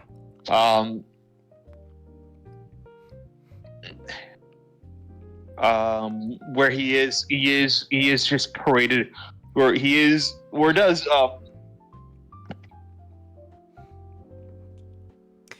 has a little mini arc where he goes from being unconfident to very confident in front of a crowd. Mm-hmm.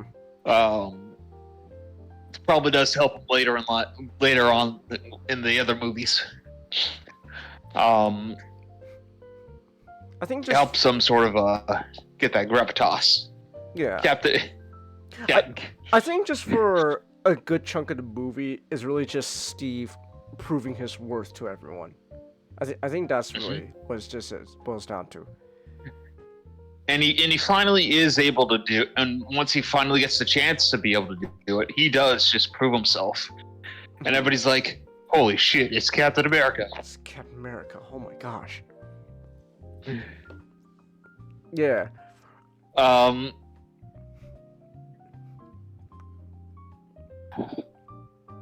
Mm-hmm. And then further after that, it's just him trying to track down and fight the Red Skull. Yeah. The costume is Chris Evans is just great as Captain America. Like, I like Chris Evans as Captain America. I think what Chris Evans really excels at when it being Steve Rogers is just portraying a good guy. Which I mean that's what Steve is at. He's just a guy who wants to do right. So Chris Evans is really good at portraying just like that guy who just wants to do good. So yeah. Which is funny because as the movies go on, he's just thrown into just more fucked up scenarios. I do kind of find it funny that just as the movies goes on, he just kind of it just kind of becomes an over. This is not really his overarching thing, but it's just kind of funny to think that as it goes on, he just distrusts the government more and more. Like Where's that meme I posted? Like by the Gotta time drag that out. by the time of Winter Soldier, it's like, yeah, no, Shield just gotta go. That gotta go. Oh shit! I did not actually download. Wait, I mean, it's probably Just give me a somewhere moment. else somewhere. I sent it to my dad. It'll probably be easier finding it that way. Oh, okay. No, I did not send it to my dad. I did not. All right. Wait, here we go. I found it. Here we go. I found it. Alright. It's just Captain America's views on the government in First Adventure. Hey, and then in Winter Soldier's like, oh, and by the time of Civil War, it's like, okay, I'm done. This shit sucks. Captain. The movies is just Captain America's story arc is just a radicalization of Captain America's against government. It's kind of funny. So, but yeah, I like Chris Evans as Steve Rogers.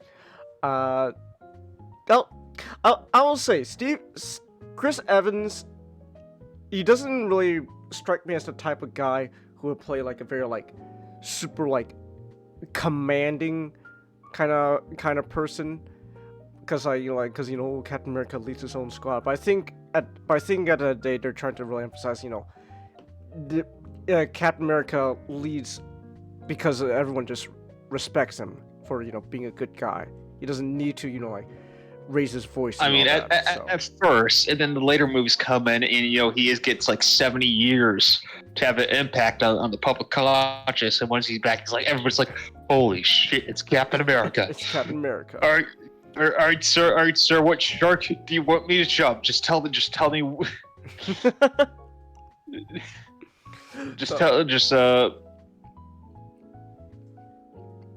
don't know what you gonna say. Oh, shoot. Well, I forget. Man, my God. Yeah, Captain America asks you to jump. You tell him. You tell it. When Captain America asks you to jump, you tell him what shark. All right, I need you to jump. Which cliff, Cap? Am I jumping off of? So. But yeah. But at first, it's just because he's just a really.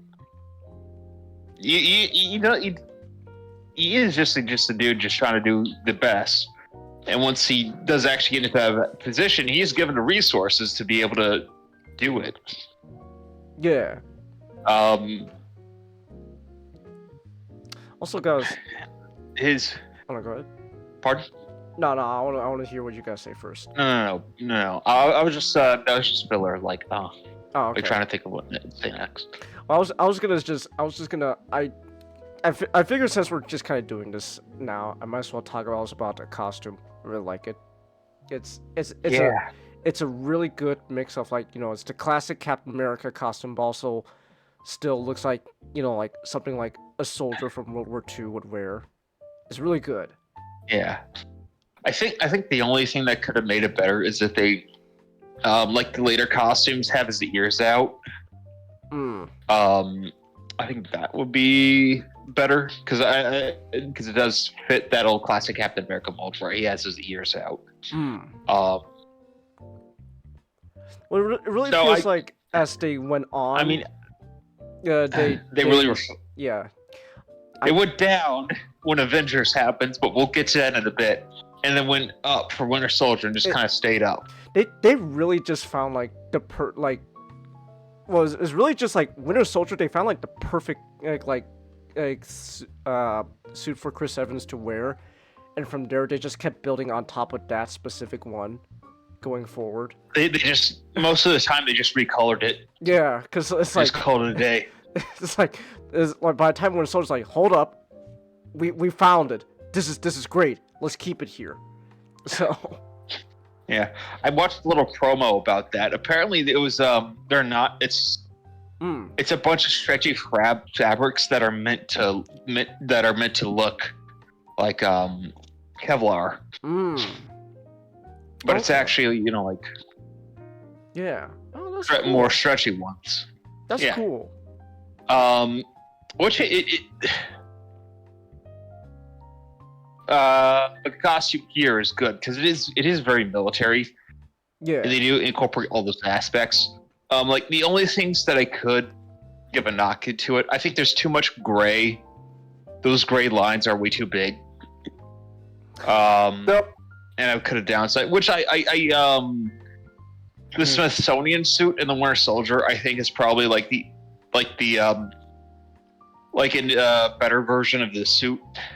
Whereas all the smaller details that I kind of dislike about the suit, they kind of get rid of or minimize it.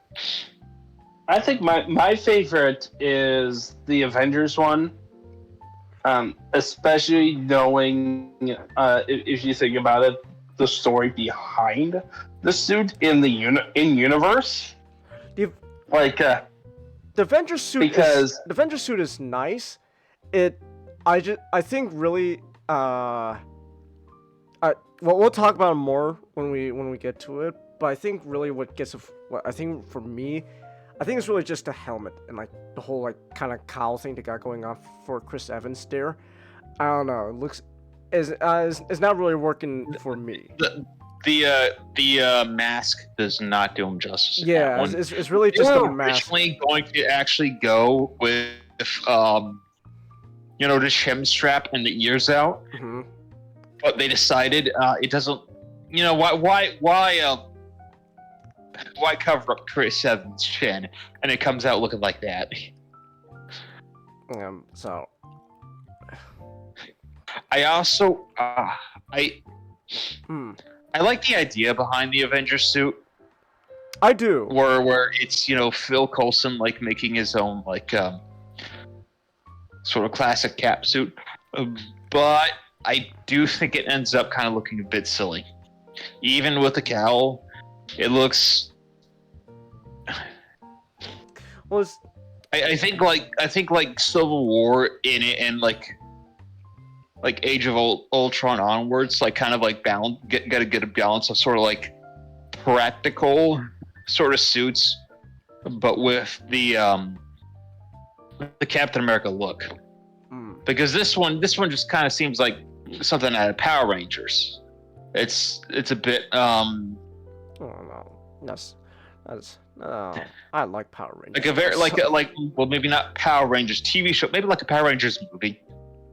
Actually, you know what, TV show? Where they have a bit more budget. Actually, no. When you say TV show, I think that's a good word to describe. I'll talk more about it when we get to Avengers. But I think TV show is a good way to describe it. So here, I think,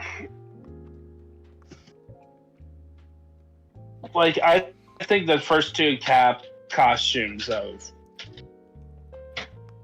first Avenger and the Avengers is they're nice. Peak. I think they're both peak. What's the I do think they get a little bit too much of the darker blue. I agree with that. They get really love putting on the gray filter, like the Xbox 360 era filter. No, I agree with that. Yeah, we can agree with that. Like, I think aside from maybe the Winter Soldier suit, where it is kind of a stealth suit, so that gets away with it. But like after that, I think they should have kept the more brighter blues, but had the more sort of military-esque outfits, modern sort of military-esque outfits, with the bright blue and the bright. Like they really like Marvel really should have just leaned into the comic book I did- colorings of it. I think also Like, I do not. for me. I think that, but here's the thing, Matchstick. Alright. It's the military aspect that is the main culprit for. Main culprit. It's Something because people. Because remember, we're talking about people who are dumb. Hollywood has a hard time understanding that you can make something look militarily but colorful. Much like how if you ask him for like a Greek, make a story about Greek mythology or Greeks or anything ancient Greece. Now hold on a minute. We haven't seen Christopher Nolan's Odyssey yet, and unlike you, I have high hopes for animatronic Cyclops. So. Yeah, no, but like, they're gonna go, oh yeah, we'll give him a we'll give him a hotplate helmet, right? A traditional hotplate helmet, but we make it look like it's made out of leather. Something like that. Yeah, but that's because how dare we put colors? How dare we rely on colors? I don't like the color gradients in the newer movies. I do prefer. Even if they fuck with the colors, I do prefer the newer Captain America costumes than one of the first Avengers, just because I can't. It's a bit. What's the word for it? You know, I think it looks like a cost. It looks. Captain America and the newer stuff looks very practical and looks something like Captain America would wear, and then one in the first Avenger looks like just kind of like a. You know, I think it looks like a spandex outfit. You know, when it looks to me, it looks like he has body armor, and then they put cloth over. It's cloth over body armor. Yeah, I get that. It just doesn't work for me, man. All right. It looks silly. Anyways, what I was trying to say is, I think for me, as after Avengers, as they go on, they find oh my gosh, I cannot talk. Damn it! The suits that that Steve wears going on after Avengers, I feel like they feel more. How to describe it? Like, it's like a proportion thing for me. Like after I think like something like the Winter Soldier suit, the proportions. I agree too. It's like they nailed it. I like the because Captain America looks like he looks a lot bigger. Well, he looks a lot more like a superhero. Portions with the newer stuff too. Like even and that might have.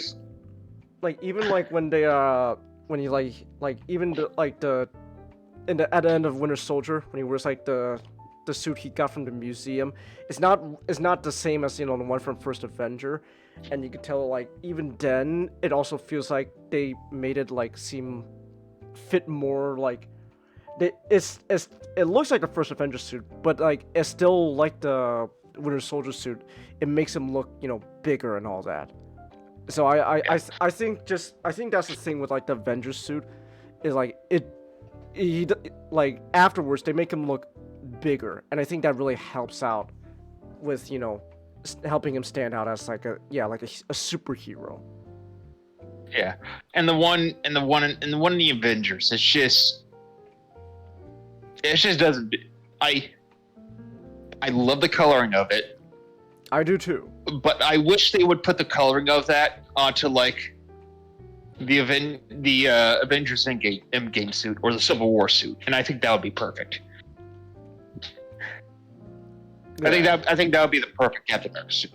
But in general, I would rather take if you put a gun to my head and say, hey, you gotta choose the Avenger, which suit you'll take on for the rest of the movies, either the Avengers suit or the Civil War suit. I'll be taking the Civil War suit because it has more pluses than everything else is so good that I don't mind taking the hit with the color. Yeah. But all right, so Red Skull. Yeah, Red Skull. Lord, that is aside from the nose, that is all prosthetics. Yeah. It looks. Wait, what do you mean by the nose? Wait, they CGI'd the removed the nose? Yeah, they did CGI'd the remove nose, it. and everything else is all there. You're right. This is They did it with makeup. There's a behind the scenes photo. They like everything's mostly just makeup, but then like the nose is like painted black and they got like little dots on it to like tell us, digital artists like that's where you make a more skull looking indent. So it's really good though. It's really good. Yeah, I thought it was all prosthetics. Well, I mean, there's a clear gap where the nose should be with Red Skull, so. But, no, it's really good. And Hugo Weaving is just really good when it comes to, like, just hamming up as, like, an evil character. You can really tell. He's like, hey, Captain America. We have left humanity behind. And it's real fun to just see him have fun crawl. I wish they used Red Skull in the future, aside from just Endgame. But it is what it is. They aside from Loki, they rarely ever used any. Loki and Thanos, they didn't really use villains much at all. They didn't really recur. They didn't have them come back. Yeah, that's just really a thing with all these like Marvel movies before like Endgame and stuff. Well, like, it's just a lot of these films. It's just regular film. Yeah, it's just like one time use antagonist for the film, and then yay. I kind of wish they had at least a one where they had the Masters of Evil. That would have been cool, but you get what you get. So it was what it is. Yeah. But I gotta say, I want to ask Mashtek. Let's just ignore Avengers. Out of all the Phase 1 movies leading up to Avengers, and now after watching First Avenger, what's your favorite? That's gonna be real tough. It's a battle between Thor and Captain America for me. I really like those two.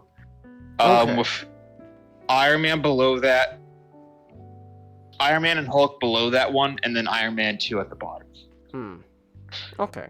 But I'm having a.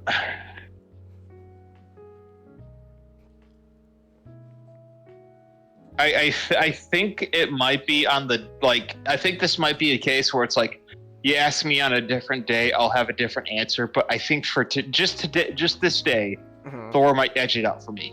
Oh, okay. Yeah, all right then. Captain America. Yeah. I really like First Avenger. Yeah, I think tomorrow, if you ask me if it's Cap or Thor, it'll probably be Cap. But all right. Yeah, but all the supporting cast is great. Bucky. He really shines in the next movie. For all 5 minutes, he shows up.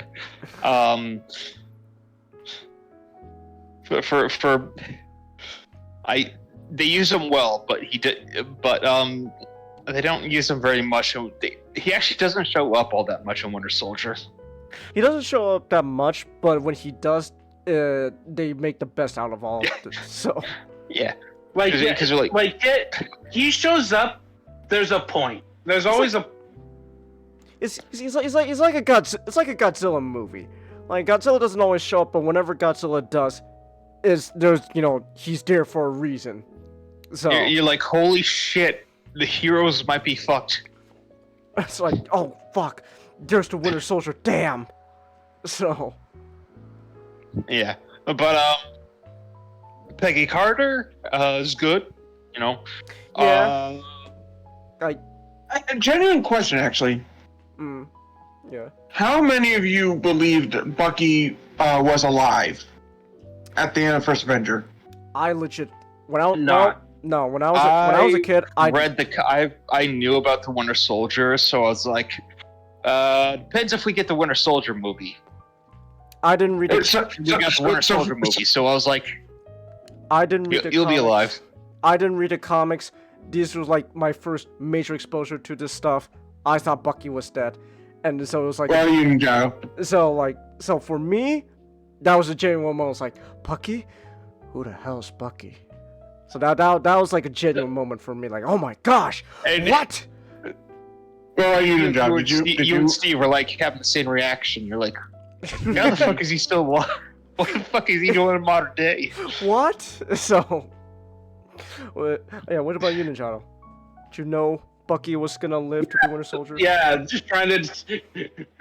I was trying to answer it when Nick asked, but you two were Oh, I'm going sorry. on skip mode. I'm sorry. So when I first saw the film, I was unfamiliar with Captain America.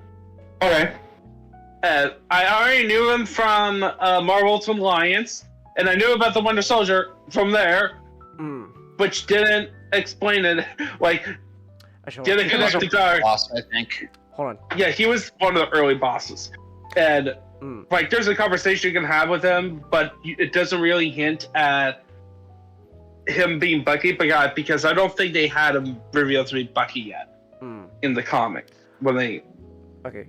Hold on, real quick. I need to use the restroom real quick. I gotta go actually really bad. Keep talking though. I'll be back real quick. Keep talking. Yeah. And then I watched Earth's Mightiest Heroes. And then that kind of gave you, oh. Yeah, that was the moment of like, oh, this is could be what they're doing. So me and Magic were pretty much the only ones who were at the theater going, yeah, he's gonna be Winter Soldier.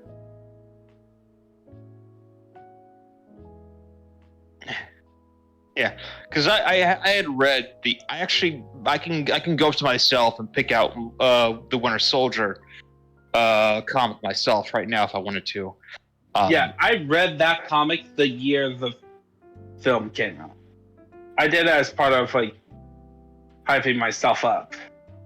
Yeah, just I just want to say, wait, did Chain sleeve or is he? He's using the bathroom. Okay, I'll say it I'll say it when he gets back too. But it's been 11 years since Winter Soldier came out. I was a 12-year-old when I saw this movie.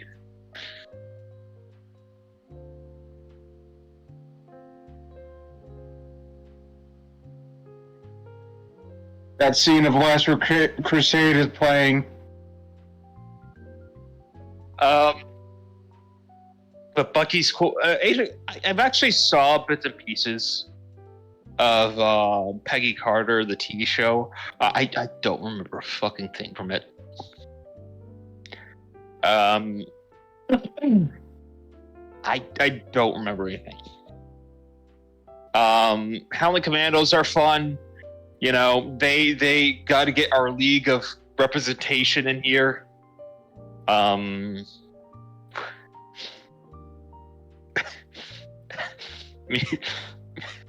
and Dad were making jokes about, hey, those are a lot of black guys in the white and the American units in World War II.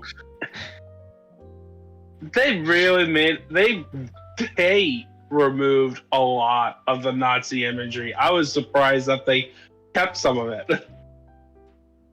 Yeah. I don't mind since it is Hydra and they are like a bit away from all the other Nazi stuff. Alright, I'm back. Changus. It's been 11 years since Winter Soldier came out. Holy shit. Just wanted to let you know. Okay. All right. Now you feel old. Hey, let's go. This is I was just 12 when it came out, Changus. this is just gonna make me feel old. All right. I guess that's the more. I guess this is the theme of tonight's podcast, making me feel old as shit. Okay then. I was a 10-year-old when I watched Avengers in the theater. Oh my goodness. I was 13. James, Yeah, we in might 2 as well years, start there. Hey, we still I would still want to. Yeah. What are you saying? James, Yes. in 2 years, Transformers 2007 will be 20.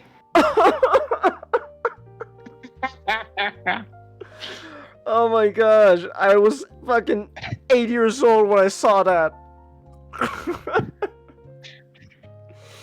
And I was 8 years old when I found out Transformers was the best thing ever.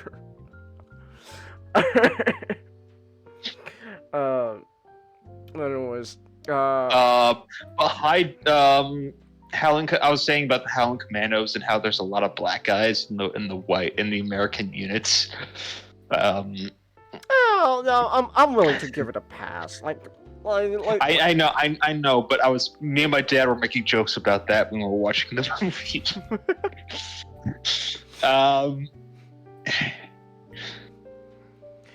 But Hydra's got fun. I kind of wish they had at least, I don't mind if they got rid of the yellow, but at least green outfits for Hydra. But I don't mind the black looks. It gets more in line with sort of the Nazi stuff, and it does look cool. Alright.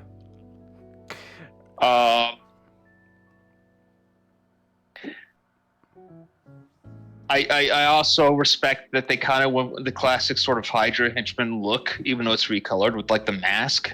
I really appreciate that. And they got like laser guns, which I don't really care for, but it's all right. Well, A Red Skull, classic Marvel villain. You love to hate him.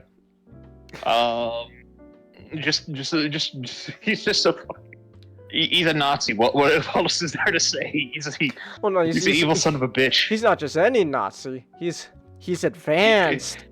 He's advanced National Socialism right there. It's like Hitler wish he could be as Aryan as the Red Skull, even though the Red Skull isn't even blonde. Stanley Tucci's and Hugo Weaving, who played him, wasn't even blonde. Stanley Tucci's like he was like straight up telling Steve oh no, this guy, Red Skull, like he's even more extreme than Hitler. You think Hitler's evil? Wait until you meet this guy. Ooh. The man is literally called. He is literally a Red Skull. He's literally called a red like, Skull.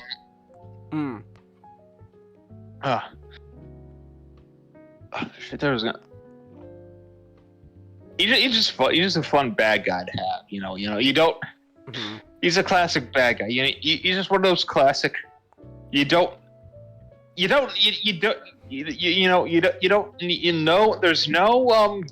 no sympathy for him. There's no real sort of sympathetic backstory or sympathetic motives or sympathetic needs. He's just a fucking asshole. He's just a evil bad guy. Johann Schmidt is a monster. And it's kind of refreshing to just have just a level of. He's just a villain and he wears it on his sleeve. Yeah. Johann Schmidt is an absolute monster. Yes. Also, Changus, and that's what we love about him. Also, this just occurred to me. Red Skull. Yes. Beast Wars Megatron. Oh. Except less hammy. Oh, I was saying to my dad. So his name is Johann Schmidt. Yeah. This is Schmidt. German source for Smith. I think so. His name is literally John Smith. That's great. Hugo Weaving plays another guy named Smith. That's funny, honestly. If I had a nickel for Captain every time- Anderson. if I had a nickel for every time I'm Hugo Weaving wanting to use sci-fi technology to take over the world, I have 3 nickels. But one of them he That's didn't. getting more. That's more than 2. But one of them one of those roles he didn't give a shit about. And you wouldn't know it. Hugo Weaving's such a good actor that when not giving a shit at all, being Megatron is still a good performance. It's kind of funny. Mhm. But you got Arnim Zola, which, you know, just kind of a scientist, Yep. bad guy. Like, he gets a little bit more stuff with Winter Soldier, Yeah. even though he shows up for like one scene. Yeah. Bill's an important scene, so. I'm glad they put it. I'm glad they put his face in the TV in that one, even though it's not in a metal body. Not even though it's not in a walking body. It is good. It's very clever how they managed to incorporate the Armanzola look. Mhm. You got Tommy Lee Jones being Tommy Lee Jones. Like I'm pretty sure, like, he was ecstatic. He didn't have to put on a costume like in Batman Forever. But that's, you know, Captain America. Good movie. Good World War II movie. Good Captain America movie. Now we got the big one. Hold on, real quick. I do want to say this. I do want to say this. I don't want to just constantly harp on this movie forever. But but like just talking about First Adventure, just really hits home for me. Just, man, every day, I feel more and more bad for Anthony Mackie. Chris Apparently Evans. he was a real big fan of the Falcon. Before he came in, before he became started actually playing him in Winter Soldier. Huh. Damn. Wow.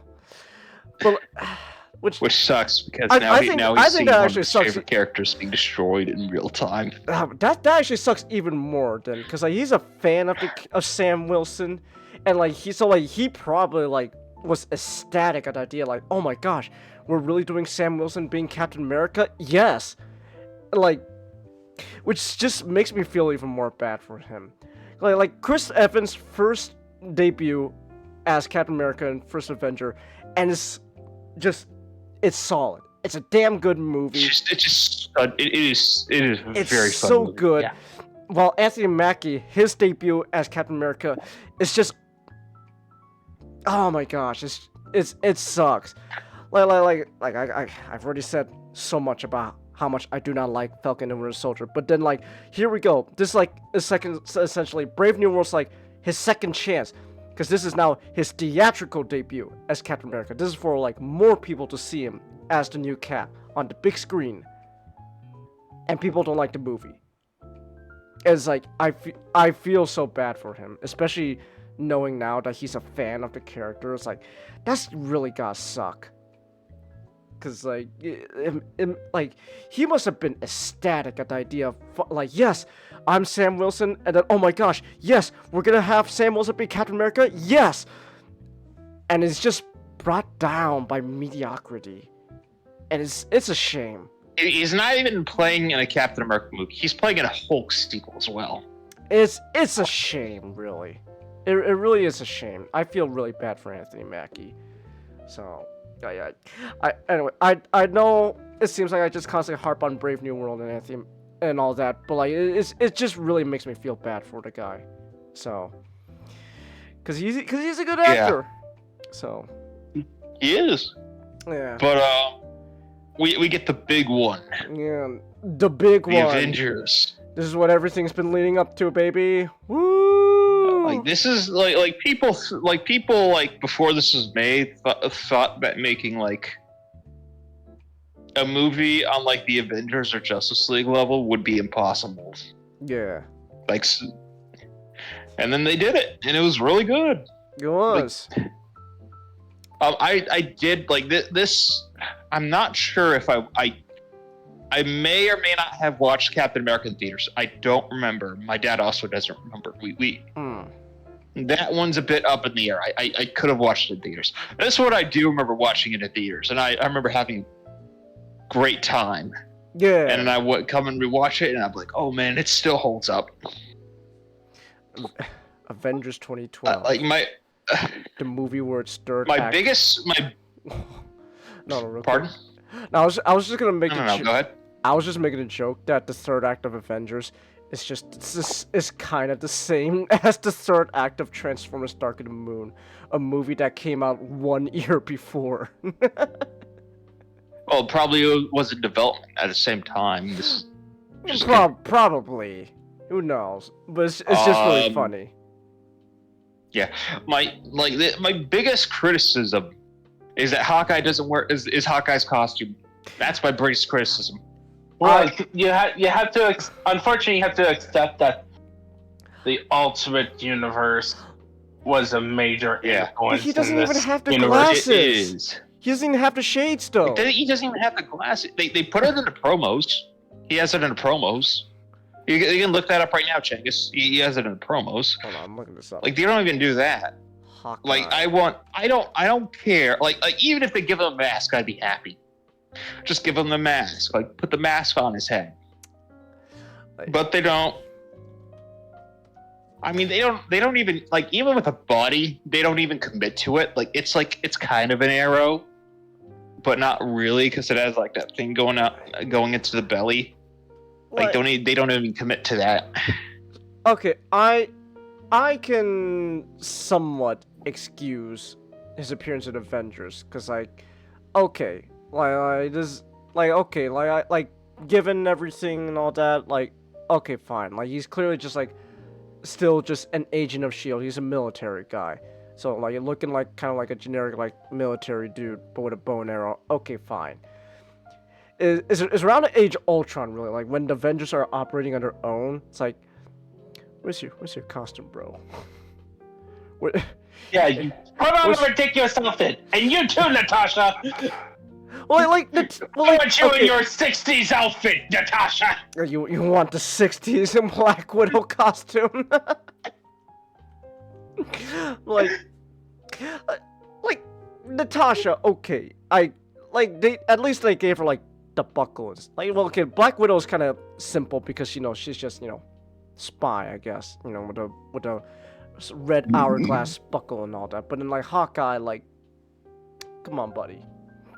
But anyways, no, I want her to at least for one scene to look like this. I know what you're talking about. Yeah, the '60s Black Widow. Why couldn't they do somewhere in the MCU have her look this ridiculous? Hey, you could blame Spider-Man for her not looking as ridiculous as that, okay? Oh yeah, I'm sorry. Sorry that blame Peter, okay? All right, it's Peter's fault, okay? We read the issue. we read that issue for Comic Crypt. It's all Peter's fault. Oh man, you fell into Jameson's propaganda about. So it's really funny. Yeah, give him the goofy mask. Give Clint the goofy mask. But hey, that does look. It honestly doesn't look. Here's that some bad. edits. Like it honestly doesn't look that bad. It's a little goofy looking, but I think at the end of the day, right? When it just comes down to superhero costumes, there's just inherently something. At the end of the day, here I got a better. Here I go. At the end of the day, he's standing next to a guy wearing a fucking flag. That's true. That's true. So. I'm sorry, what you were saying? Nah, I was gonna say superhero costumes are just by nature inherently goofy looking. That's just gonna be like inevitable. It is like on the page goofy looking, but it is the responsibility of Yeah. the director and the You gotta make costume department to make it, to translate it into a acceptable. But also the actor wearing it itself has to carry that costume. Like they gotta make it work.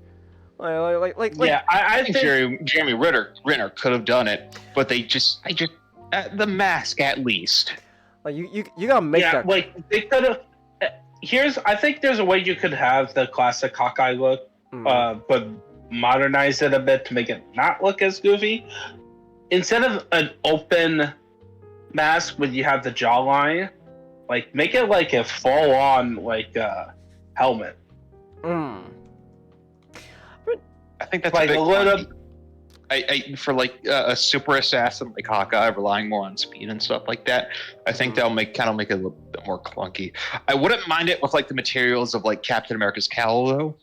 I think that'd be a good compromise.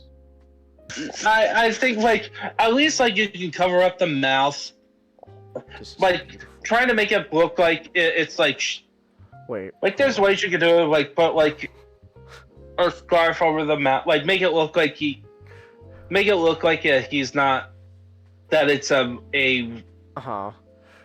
it's something that you wear something practically, where like the whole idea is to cover your face and also your mouth, but to make sure you don't have that triangle of recognition and the cheekbones things element to it. Like you cover the mouth, I guess. Real quick. cover the face as much as possible. This is not related to Hawkeye, but real quick. You two, why didn't you tell me in Marvel Rivals there's just a Kamen Rider skin for Hawkeye?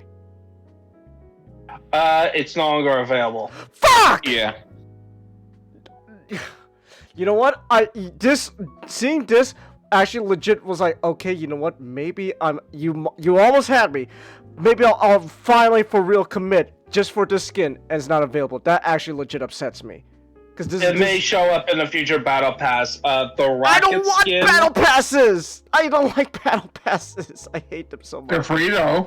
I don't care. Just give it to me. Just give it to me as something I can unlock in the game. Yeah, you can. Like battle passes are, you pay 20, but then they give you enough in-store credit worth half of that. You're basically playing for. This is all because You're only doing for $10. This is all because like compared to like loot boxes. No, it's not even loot boxes. No, like, battle passes exist because of loot boxes. They do events. They literally do events where you can earn costumes for free. Oh my goodness. Like compared to a lot of this is free to play, and you can play the entire game right out the gate. They have to make their money somehow, and I'd rather this than making us the fucking consumer. And besides, it's not that bad. Battle passes. Changes, just play the fucking games. Oh my goodness. Battle passes only exist because loot boxes happen, and this is their Changes, once you play the game, you're gonna shut up, and you're Changes, I guarantee you this. If you start playing, you're gonna enjoy it. You're gonna buy the battle pass, and you're gonna eat your words. I'm not buying a battle pass. I'm committing to this. Maybe I'll play a game. I'm not getting a battle pass. I don't. Ninjato, we gotta remember this. I will. I'm not getting a battle pass. I'm not getting a battle pass. I already have. That's not the case. I already have almost $200. I already have almost $200 already. Down paid already for a bunch of plastic figures to Hasbro because I want Devastator. Okay. And it's only $20, and you get $10, and you get like half of it back. Oh my goodness. Oh my goodness. And besides this, it wouldn't be like the worst of your purchase history. Look at all the tickets and the movies that you go, oh, it's okay. or I hate this film. You paid worth at least 2 battle passes per film. Like you pay 20 for the popcorn, and then I don't. Alright, let's I get don't. back to I don't. Avengers I don't buy on a time frame. We can talk about this later. I don't buy popcorn. But Avengers, it kind of is. They kind of all have the character arc of sort of getting their egos, getting their egos in check and actually being able to work cohesively. That's sort of the big character arc for all the heroes involved. Right. Because they spend like the first half of the movie bickering with each other. The classic, Iron Man, Captain America, Civil War meme template. And this is sort of a classic Avengers stuff. They balance the characters very well. Not one character was too large. Hawkeye was too little. But well, he did spend most of the film mind controlled. Yeah, they could have had some more stuff from him, I'm sure. Just a little bit. It would have been counteracted if they gave him a fucking mask, but they didn't do that either. But that's this is Mockingbird's fault. Okay. Why do you blame his wife? She also has the mask. Wait, Hawkeye's. You want to know how they divorced? Wait, Hawkeye's wife is also a hero? Oh no. Hold on, I'm looking this up. Yeah, but they have them divorced. Hold on, I'm looking this Why? up. Why did they divorce? Oh boy. Oh no. We don't have time to do it. Sorry. Yeah, we'll save it for a different time. Just send it to me. I have never heard this character. I'll send you a video. Mockingbird is in Avengers EMH. Oh, she is? Oh, okay. Yeah. She was the one who got replaced by a Skrull. Ah, okay. Huh. She also showed up in season 1 of Avengers. In a Hawkeye Citric episode. But she's cool. I got some of their stuff from West Coast Avengers. But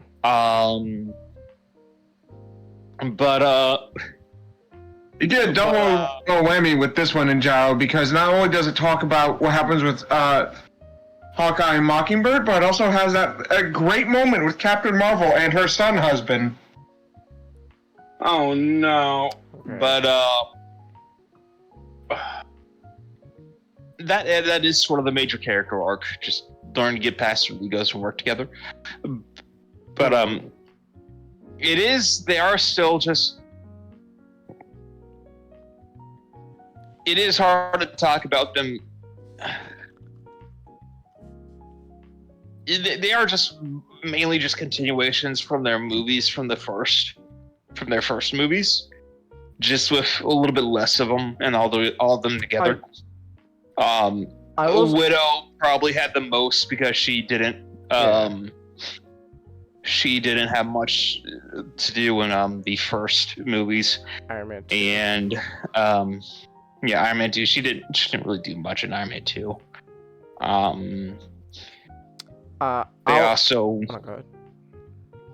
We also didn't get much of Hawkeye even after he got mind controlled. So yeah. I was gonna say, it's just something I kind of noticed now rewatching Avengers earlier today. Was I understand why they do it. It's just like it's kind of interesting how, for the sake of having everything be neatly fit in a 2-hour movie and all that, and for everyone to get the story across as efficiently as possible. A lot of the characters, I wouldn't say are simplified, but certain aspects of them are emphasized a lot more in order for the story to work. For everyone not getting along and all that, they gotta learn to get along. Tony, very much Iron Man being a douchebag. Yeah. here they really emphasize Tony's ego, and then Steve, they really emphasize like the Boy Scout nature of him. So like that already clashes. Thor is kind of just the same, to be honest. Thor is Thor. I will say he is very, at least here, he is very well. I want to say trigger happy. I disagree. He has an arc. Oh, he has an arc here. Okay. Thor does have an arc. His arc is essentially having to realize that Loki is the enemy, and that he's not gonna be talked down. He has to be stopped. Okay. All right. And then I mean, I think each of them get a bit more like a specific arc, but this is the main theme of the movie, and I don't have time to do each of the individual stuff. Yeah. So. Like Bruce, it is kind of the same arc as from the Incredible Hulk, just with Mark Ruffalo. Apparently, it's what caused Edward Norton to get into a fight with the people making Avengers 1, is because he thought it was too similar. The character arc was too similar to the Incredible Hulk. And so Ed Norton was headstrong and refused to budge. Also, I kind of wish when Bruce goes, that's my secret, Cap. I'm always angry. I kind of wish after that he just says, Hulkin biggin. I don't know why that came into my head or why that phrase specifically. It just popped in. And it gives me such a good feeling. I Hulkin biggin. Fist in the. I also do want to say we've already mentioned this before, but I just might as well say it again just to get out of the way. Mark Ruffalo as the Hulk, he really had one movie to really shine, and it was this one. And then that's it. It was Mark this Ruffalo played. Enjoy your time with Bruce Banner because he doesn't show up in any other movies. It's just Mark Ruffalo. Wow, Mark Ruffalo did a really good performance as Bruce Banner and the Hulk in this. I wonder if he does any more good performances. No. Oh. Chance, that's not the line. I don't remember the line. Oh man, Mark Ruffalo did a great performance as Mark Ruffalo in Avengers, in Avengers: Age of Ultron through She-Hulk. I wonder if he'll play Mark Ruffalo in any further movies. There's nothing. Thank you, son. I really hope he doesn't play Mark Ruffalo in more movies, man. Oh, you know he's gonna just be CGI Mark Ruffalo in the new Avengers movies. What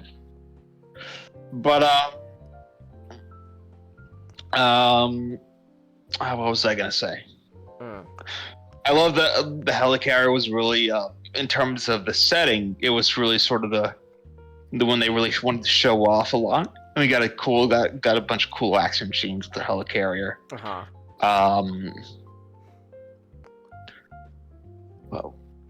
Something I'm gonna bring up.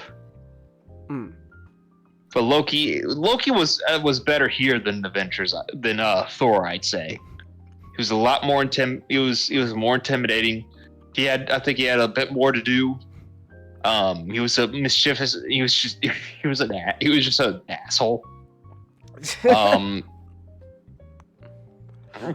He was like, Thor's like, Loki, you're gonna genocide, and Loki's like, yeah, well, I am. Suck it. You're gonna be it. At this point, like in Thor, like Loki's just like really starting to get into like being like really, mischievous and being an antagonist. And by the time of like Avengers, he's just fully embraced. Like, yeah, I'll be evil. Let's fuck it, we ball. So he's Yo, I'm going to genocide all of you and rule over your asses. Suck on that, Thor. But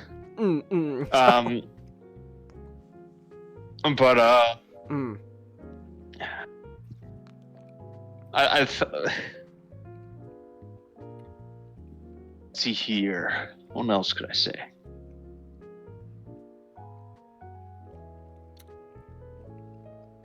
The third act. I mean, I already made this joke, but The third act, that was just a fun battle. It was. It really by the time of the third act, like it's just one big battle. Like it really feels like the first two acts is like, you know, everything, all the drama and stuff. You know, we gotta get everyone together. Oh no, they're fighting, and then we reach our low point, and then by the time of the third act, like they're finally getting reuniting, and then like this like, and it's just like a big celebration. Like, yeah, here we go. We got the Avengers, baby. Let's have fun. And it's just one big battle. Yeah. There wasn't much to do. I saw the video. Oh. I'm horrified. Yeah. I really can't look at Bobby the same way. Oh, stat bad. I won't watch the video then. But it is just really just a fun Avengers superhero action movie, but with a team this time. I think some of my favorite lines in the movie would have been that's it. I get that reference. I understand that reference. What were you lying about? I actually really like that one. When that guy over there was playing Galaga. Excuse me, what were you lying about? That guy over there was playing Galaga. That guy over there was playing Galaga. Yeah. A really good line is there's only one God, ma'am, and I'm pretty sure she doesn't dress up like that. That's a nice line. That is a really good line. Trust me, there are no men like me. There'll always be men like you. Ever heard of the story, Noah? I don't think that was a destruction book. Jonah. That's what I meant. It's okay. That's actually one thing. Shakespeare in the Park. Shakespeare. That's actually one thing. Mother, no, you weareth her drapes. So, it's kind of interesting how the Avengers movie does have what eventually like a lot of people, you know, come to, you know, coin as, you know, like Whedonisms and all that, you know, like the little quips and all that, the jokes. But like here, it's not as egregious, and half the time they're actually pretty funny.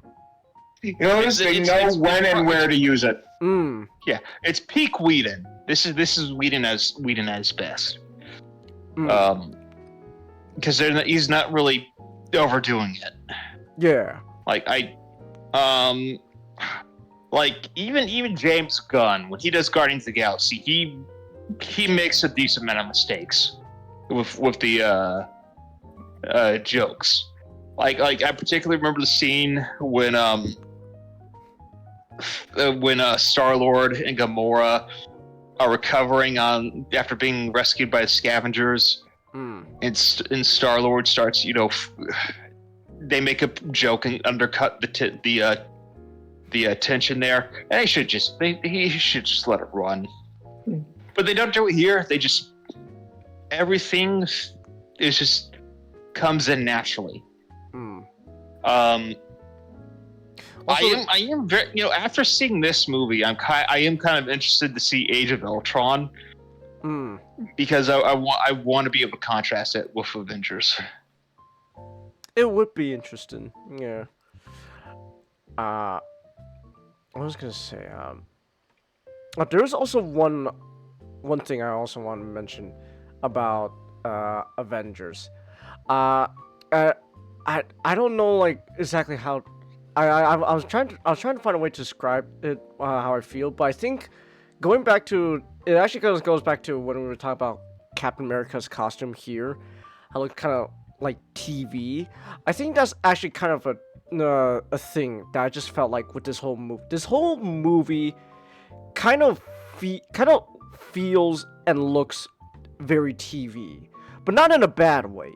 I don't mean it like in a bad way, but like I don't think, but like the movie's like shot in like 16 by 9. I think that might be because Joss Whedon comes from a TV background. Yeah, Joss Whedon comes from Yeah. TV, so it's just interesting how that kind of carries over. Like Avengers is shot in like 16:9 aspect ratio, and like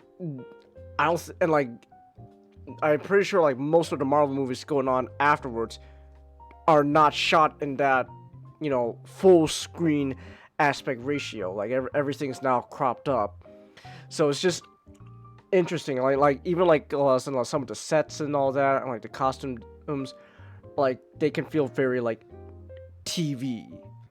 But again, I don't really mean this as like an insult. It's just something I've noticed, and like, cause like when after watching Avengers, it really just occurred to me like how like I don't think any Marvel movie afterwards ever looked like this ever again. It's like it just occurred to me. So like it's just interesting.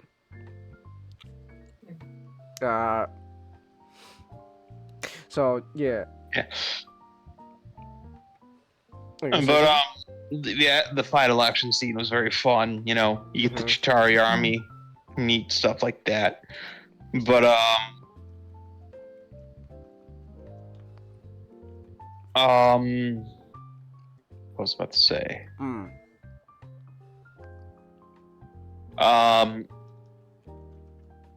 After that, we got a bunch of fun scenes, and then we get.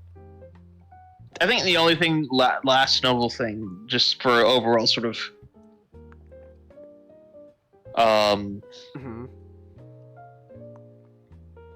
thing about the, it'll probably be the post-credit scene with Thanos. Yeah, it's the same. You got the big boy himself. Which apparently he wasn't supposed to be in the movie originally, but Joss Whedon just kind of threw his name out there. Threw his name out there. Okay. And then that's how we got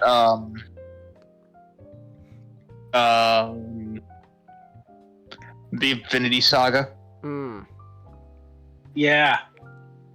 Okay. I think that is the only flaw. I mean, I don't mind. Like, oh, here's Thanos. No, like the thing is that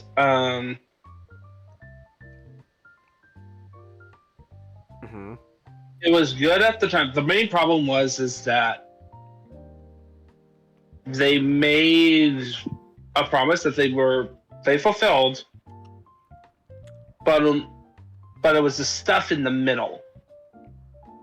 I think it would have been better if they had like a different villain at the end where it doesn't feel as grandiose. You think they shot themselves in the foot with Thanos? Yeah, they kind of pigeoned themselves into it, which it's like one of the thing about the MCU is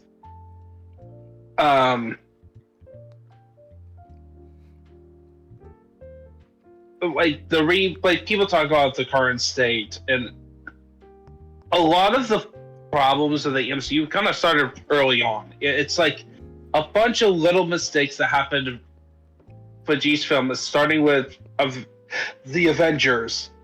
And it just build and build and build. Just as it became bigger, the problems became more and more of an issue. Like in Phase 2, I remember hearing about some of the people who were critical of the MCU at the time, talking about the formula. And the formula in this one was not about the humor. It was about story beats involving you need to have like a big CGI battle at the end involving the air for some reason, because they had those films like in Captain America, Falcon the Winter Soldier, even Guardians of the Galaxy, Iron Man 3,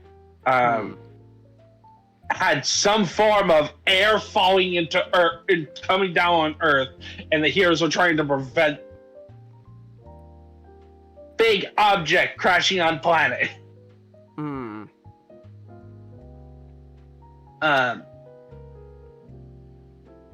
And then like phase Holy 3 of shit, that, right. but Yeah. yeah, Right? it was one of those things that you think, oh, this was a thing, and then phase 3 became the humor, and then introducing new characters into it.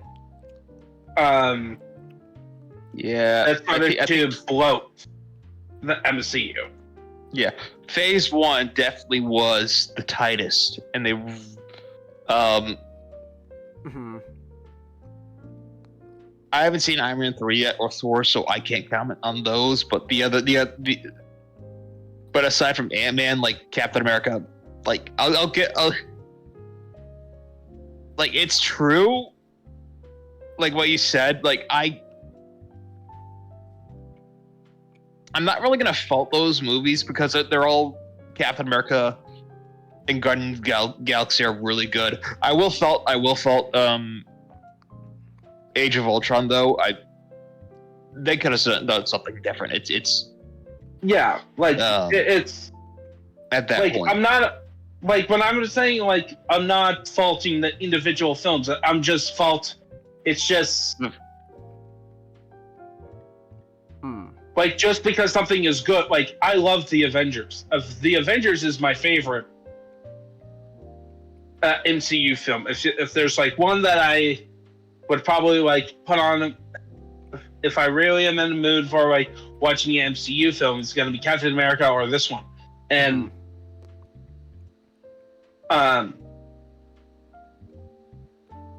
but I recognize its fault and the mistakes that is contribute to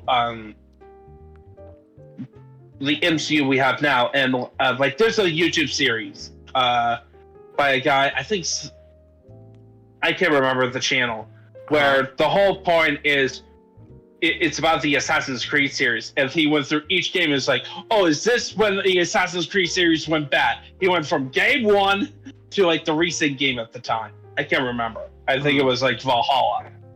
And basically he was critiquing it, but then having the question about making arguments of why this game is when the series fell off. And you can, with that form of argumentation, you can say Avengers is when the series fell off. I think It's think gonna be Avengers weaker is when they- as later ones. at least on a phase level, I think that's when it fell off. Like individual movies are like individual movies. Like Captain America: Winter Soldier is still the strongest MCU movie. Winter Soldier's really good. But then it's really good.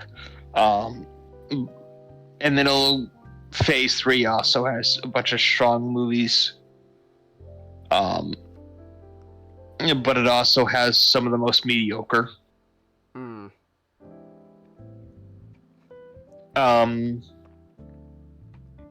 But I